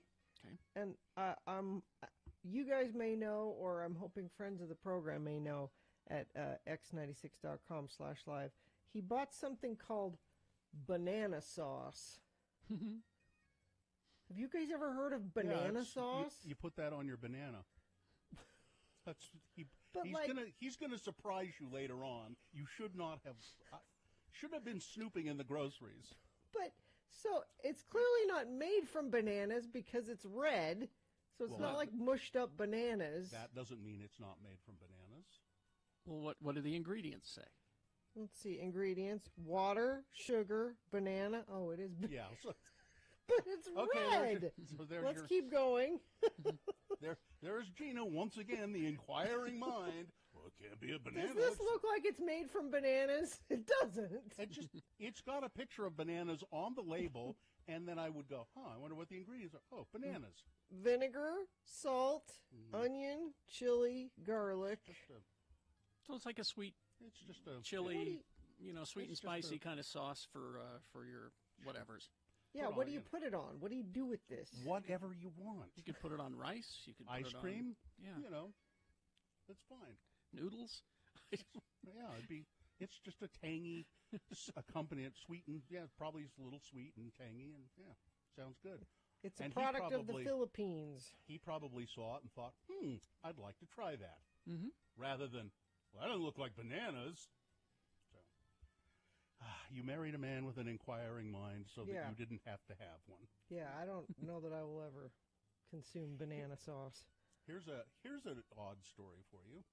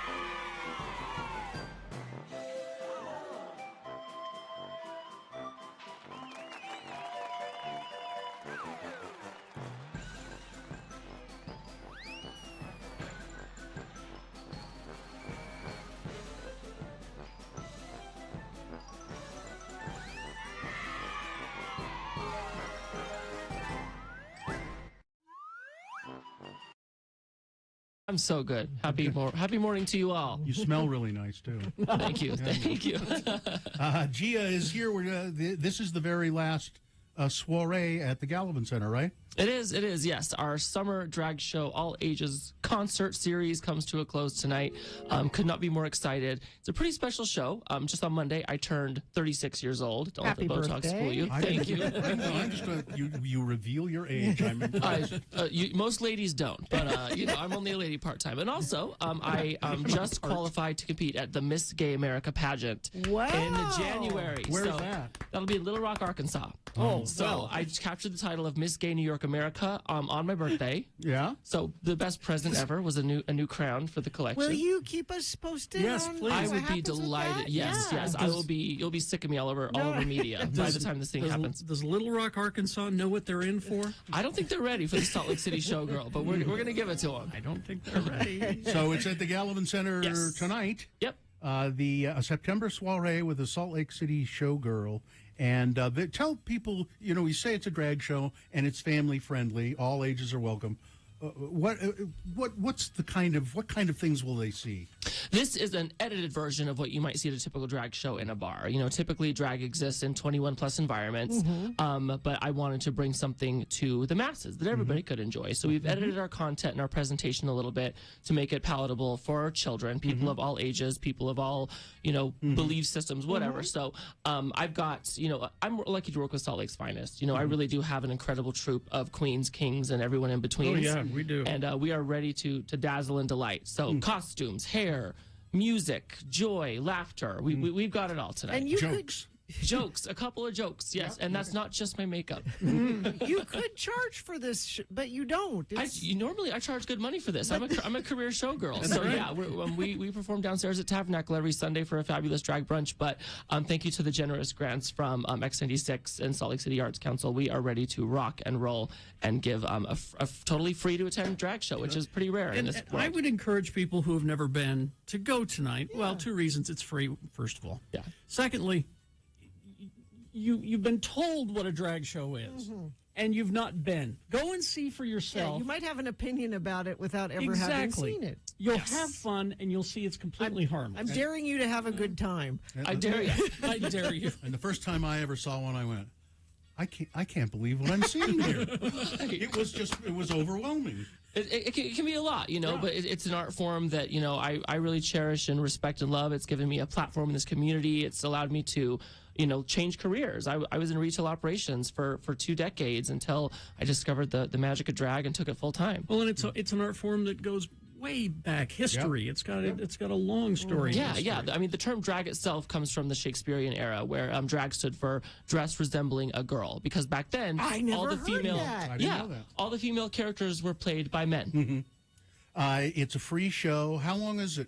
How long does it last? We got about a 2-hour runtime tonight. Really? It is a school night, and I know that school's back in sesh, so we got to get the littles back to bed. So we'll be wrapped up by 9 at the latest. Showtime is 7 p.m. sharp, and I cannot wait to perform and open the show for my very first number as the official Miss Gay New York America. I'm so excited. Congratulations. Thank you. So it's family-friendly. Soda, beer, and seltzer on hand for purchase. Yes. You encourage social distancing and masks. And it says here, thegallivancenter.com, is there information there? There is, yeah. Okay. Yep. There's our flyers up there, but yeah, I mean, it's pretty simple, and we're right in the city, so take tracks. Yep. Save yourself the parking headache.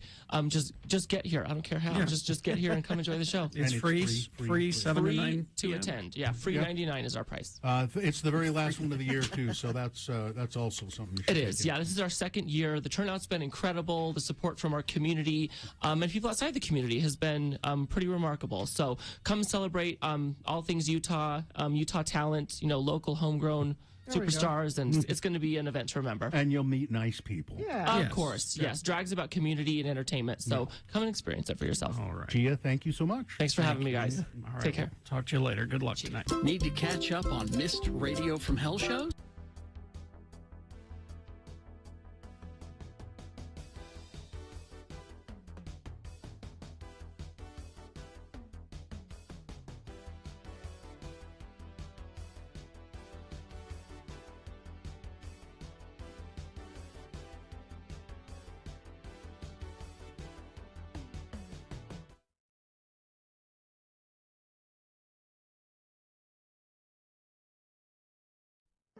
Hello, I'm Kerry Jackson. And I'm Bill Allred. And we want to tell you about a brand new Radio from Hell product. If you're a lonely guy, Like us. a lonely, hungry guy, then you'll want to rush out to your local supermarket.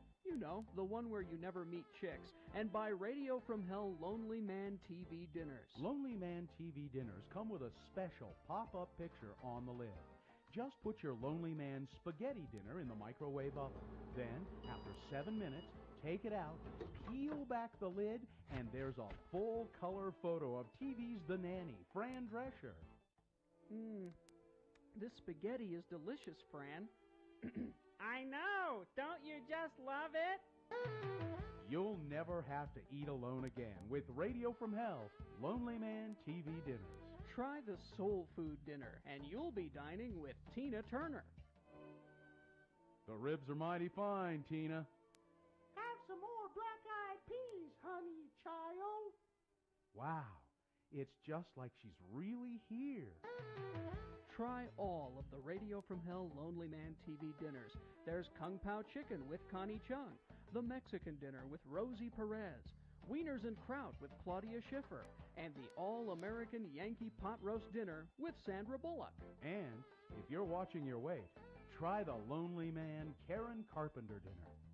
Gee, Karen, this carrot stick looks really good, but maybe you should have it. No thanks. I ate yesterday. You'll never eat alone again with Radio from Hell Lonely Man TV dinners in the frozen food section of your local supermarket. Now available at Reams.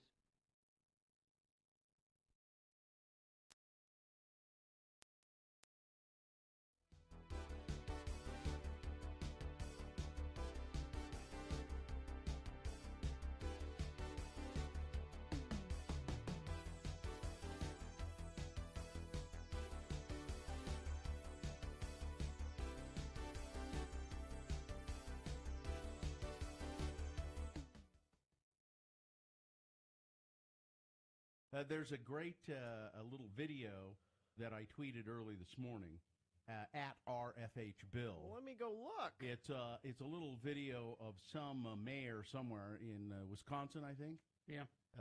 He's doing his Groundhog's Day thing with Like you Jimmy do. the Groundhog. Jimmy, that's Sun not a Prairie- groundhog name. Sun. It's not. Why is Jimmy not a ground? Phil is a groundhog name. Sure. Why is Jimmy not a groundhog name? Jimmy's It's fine. If Awfully offensive Princess, about Jimmy. Good God, Gina, you derail the story. Jimmy, that's not a ground. Why does Carrie Fisher call her dog Gary? It's fine. Anyway, Sun Prairie, Wisconsin, Jimmy the Groundhog, and the mayor Jonathan Freund is and he's an idiot. And I love the way they wrote this story on what is it, Gawker or Newsfeed? It's called Gawker's Newsfeed. Yeah. Low-rent Punxsutawney Phil impersonator Jimmy the Groundhog has the easy annual task of predicting each February whether Sun Prairie, Wisconsin will experience 6 more weeks of winter. This year, the job got to him a little bit as he whispered his prognostication into Mayor Jonathan Freund's ear. The weather will be, got your ear, sucker! I'm biting your damn ear off. How do you like me now? He gets a hold of it, too. Yeah, he does. He gets a good chomp in there. Yeah. You watch the He keeps little going. video. The mayor keeps going, though. He doesn't stop. Yeah, flinching from the savage attack on his soundy flaps, Freund attempted to translate the bite from groundhog to English. He didn't see his shadow, the shaken mayor stammered, so it will be in early spring. Jimmy's handler is obviously concerned about the integrity of the little biter's predictive record, later clarified that he had actually been attempting to indicate that winter would last another 6 weeks. It is Wisconsin, after all. So the mayor got it wrong altogether. Yeah. The mayor's office responded that only the mayor can translate Jimmy's prediction, the Milwaukee Sentinel-Journal reports. But it's a funny video. Watch the little video. My question is, what kind of a mayor name is Jonathan? I mean, really? It's a fine mayor a terrible name. mayor name. Fine mayor name. No, that's a terrible name. Jimmy is not a good name for a groundhog. Jimmy's a nice guy. Groundhogs are mean. Gino, why don't you just shut up? A texter points out Jimmy the Groundhog was part of the Gambino family. Exactly. That's your confusion. So, What? Jimmy Getting is a awfully perfectly defensive. fine name for a groundhog. Who died and made you the namer of all things? I'm not the namer of all things. You sure act like it. No, Val Kilmer is not dead. Yet. And what kind of a name is Val for a Kilmer? Exactly. The Kilmers never named their children Val. What's wrong with them?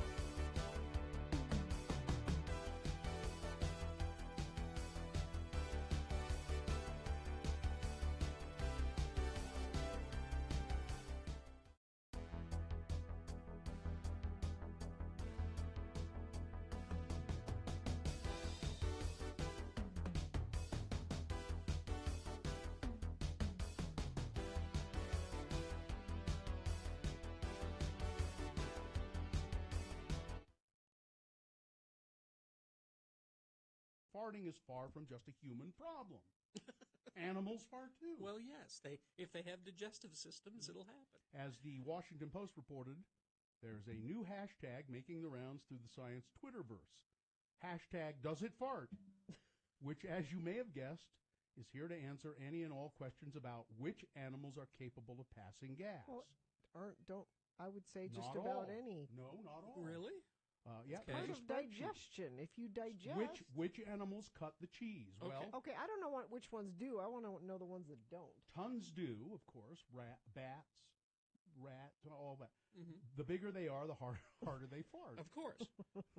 Bear farts are horrible. Rats, zebras, bearded dragons are among the creatures that fart. Birds, on the other hand, do not seem to pass gas. Birds. That actually kind of makes sense. But they could, let's see, marine invertebrates. So you should eat like a bird so you don't fart? Oysters, mussels, Well, crabs. how would they fart? I don't know. They don't have a bum. Well, they eliminate waste. She said in the most scientific way possible. They eliminate waste. They take in nutrients and eliminate waste. The hashtag has a purpose beyond making scientists giggle at their own handiwork. The paper explained whether or not a given animal farts is apparently a question that zoo employees often receive from kids who come to the zoo. Well, yeah. They ask the questions. Kids would ask that. If a little scatological humor keeps kids interested in biology, well, everybody wins. And if the hashtag does it fart has you jonesing for more internet things at the intersection of animals and potty humor, there's always... no, I don't think I can say that one. It's about animals with the weirdest genitalia. Okay. Now, here's someone who's saying that birds fart because they've heard their cockatiel fart. I don't think you have. What have you maybe heard it's just then? making I a think fart you've sound. heard it making a fart sound. Yeah. Yeah. Or they're mimicking you, Probably maybe? imitating you Yeah. farting. Yeah.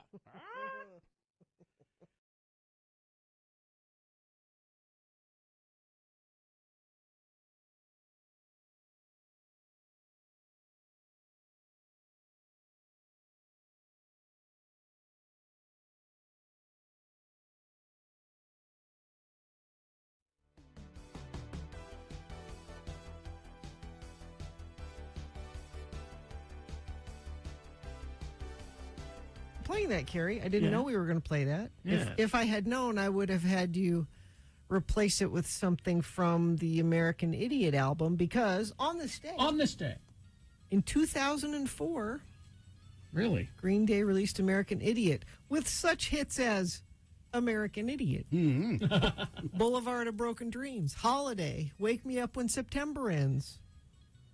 Good ones. All your favorites.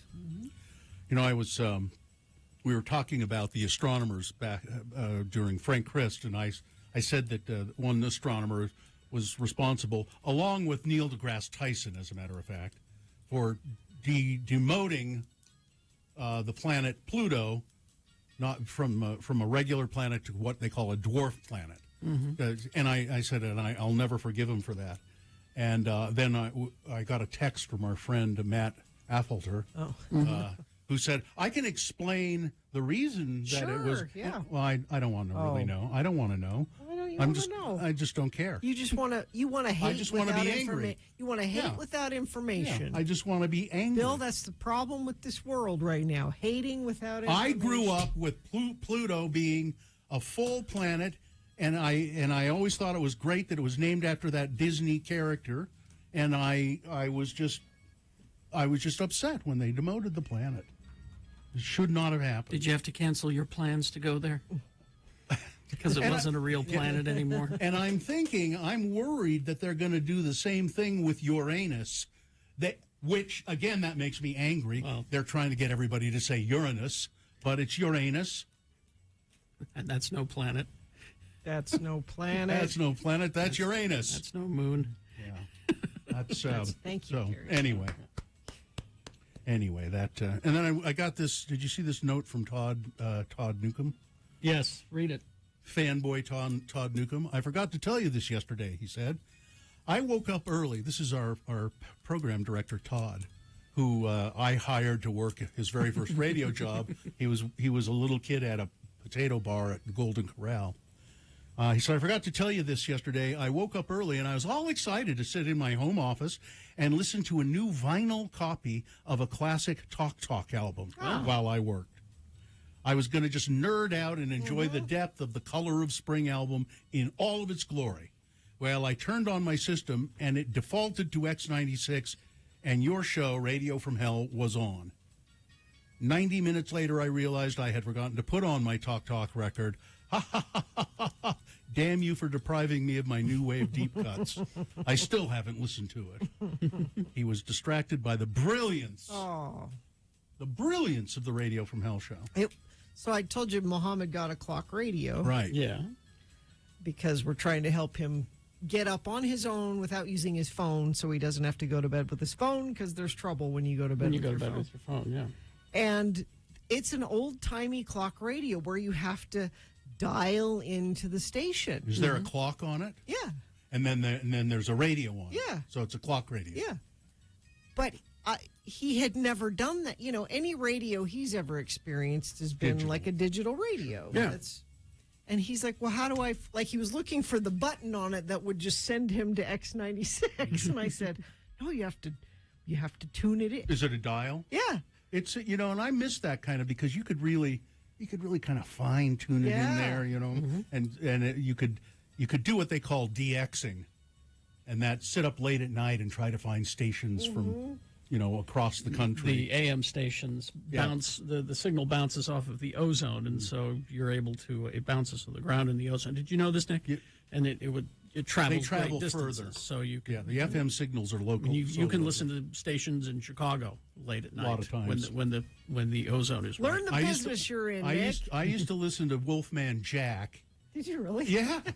Yeah, Wolfman Jack, and I think by that time he was broadcasting from Mexico. He'd moved from California across the border to Mexico, and we would be able to find Wolfman Jack. Hey, baby! The signal was not great. It's all scratchy and stuff. So, yes, Nick. One of my favorite things to do when I'm just doing a long road trip is tuning into all the local AM stations and seeing what crazy stuff I can pick up on. I haven't done that for a while, but it is. Yeah, if you're really lucky, you'll find some Tradio going on. Yes, I love Tradio. I have always wanted to do a Tradio on our show. So every once in a while. Let's do it. Katie's out of town. Let's trade some stuff tomorrow. Well, Katie's away. Yeah. The Tradio will play. I got some shoes. I got a set of snow tires in the garage I'd be willing to trade for a clock radio. You listen to Art Bell that way. Yeah. Yeah. In the old days. Yeah. From where in Nevada? Pahrump, Nevada. Pahrump. Yeah, Pahrump. Pahrump, Nevada. Okay, Tradio tomorrow. Tradio tomorrow. And that for Tradio, west side of the Rockies, 877-602-9696. And I think George Norrie's still doing that show. Yeah. I thought I heard it. I actually was listening to it. No, boy, you said this, and it just caught me in my tracks, though, Carrie. Stop me when you said AM radio is really in trouble. Good luck with it.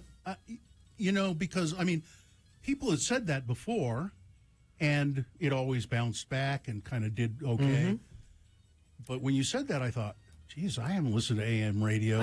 I don't even know what's there. Well, I listen to it when I can't be home and watch my Utes, and I did it the last game. I was driving in my car. I had to take Muhammad to some damn thing that I always have to take him to. I listened to ESPN 700 AM. It works for that. Great. It's a combination of a lot of things. First of all, it's all right wing trash pretty much now. That's outside of sports. Or sports. That's the problem with it. And some car manufacturers are talking about just not including it. That would be the death. They do have music on AM radio, which is like a teeth grind to listen to. Yes. Yeah. Oh, there's some Mexican stations on AM, I think. There's a lot of Christian rock stations as well. I've dabbled. All right. Well, let's do the promo. Oh, excited for this. Get out of here. Wake up and smell the radio. It's another jam-packed super show on tomorrow's Radio from Hell program. While you're quietly drinking in the bathroom out of view of your family, be sure to call in at 7:45 for Jimmy the Wine Guy to answer any questions about booze. But before that, Sean Means will be here at 7 to recommend what you should and shouldn't be watching in theaters this weekend. Catch the fever. It's all on tomorrow's Radio from Hell show on X96. I'll tell you, Nick, them beans. Them beans. Them beans. Them beans. All right, I think we're good here. Fine job as always, you guys. Thank you. Live long and prosper, bitches. Don't you know who I am? Them beans. Marcy is next.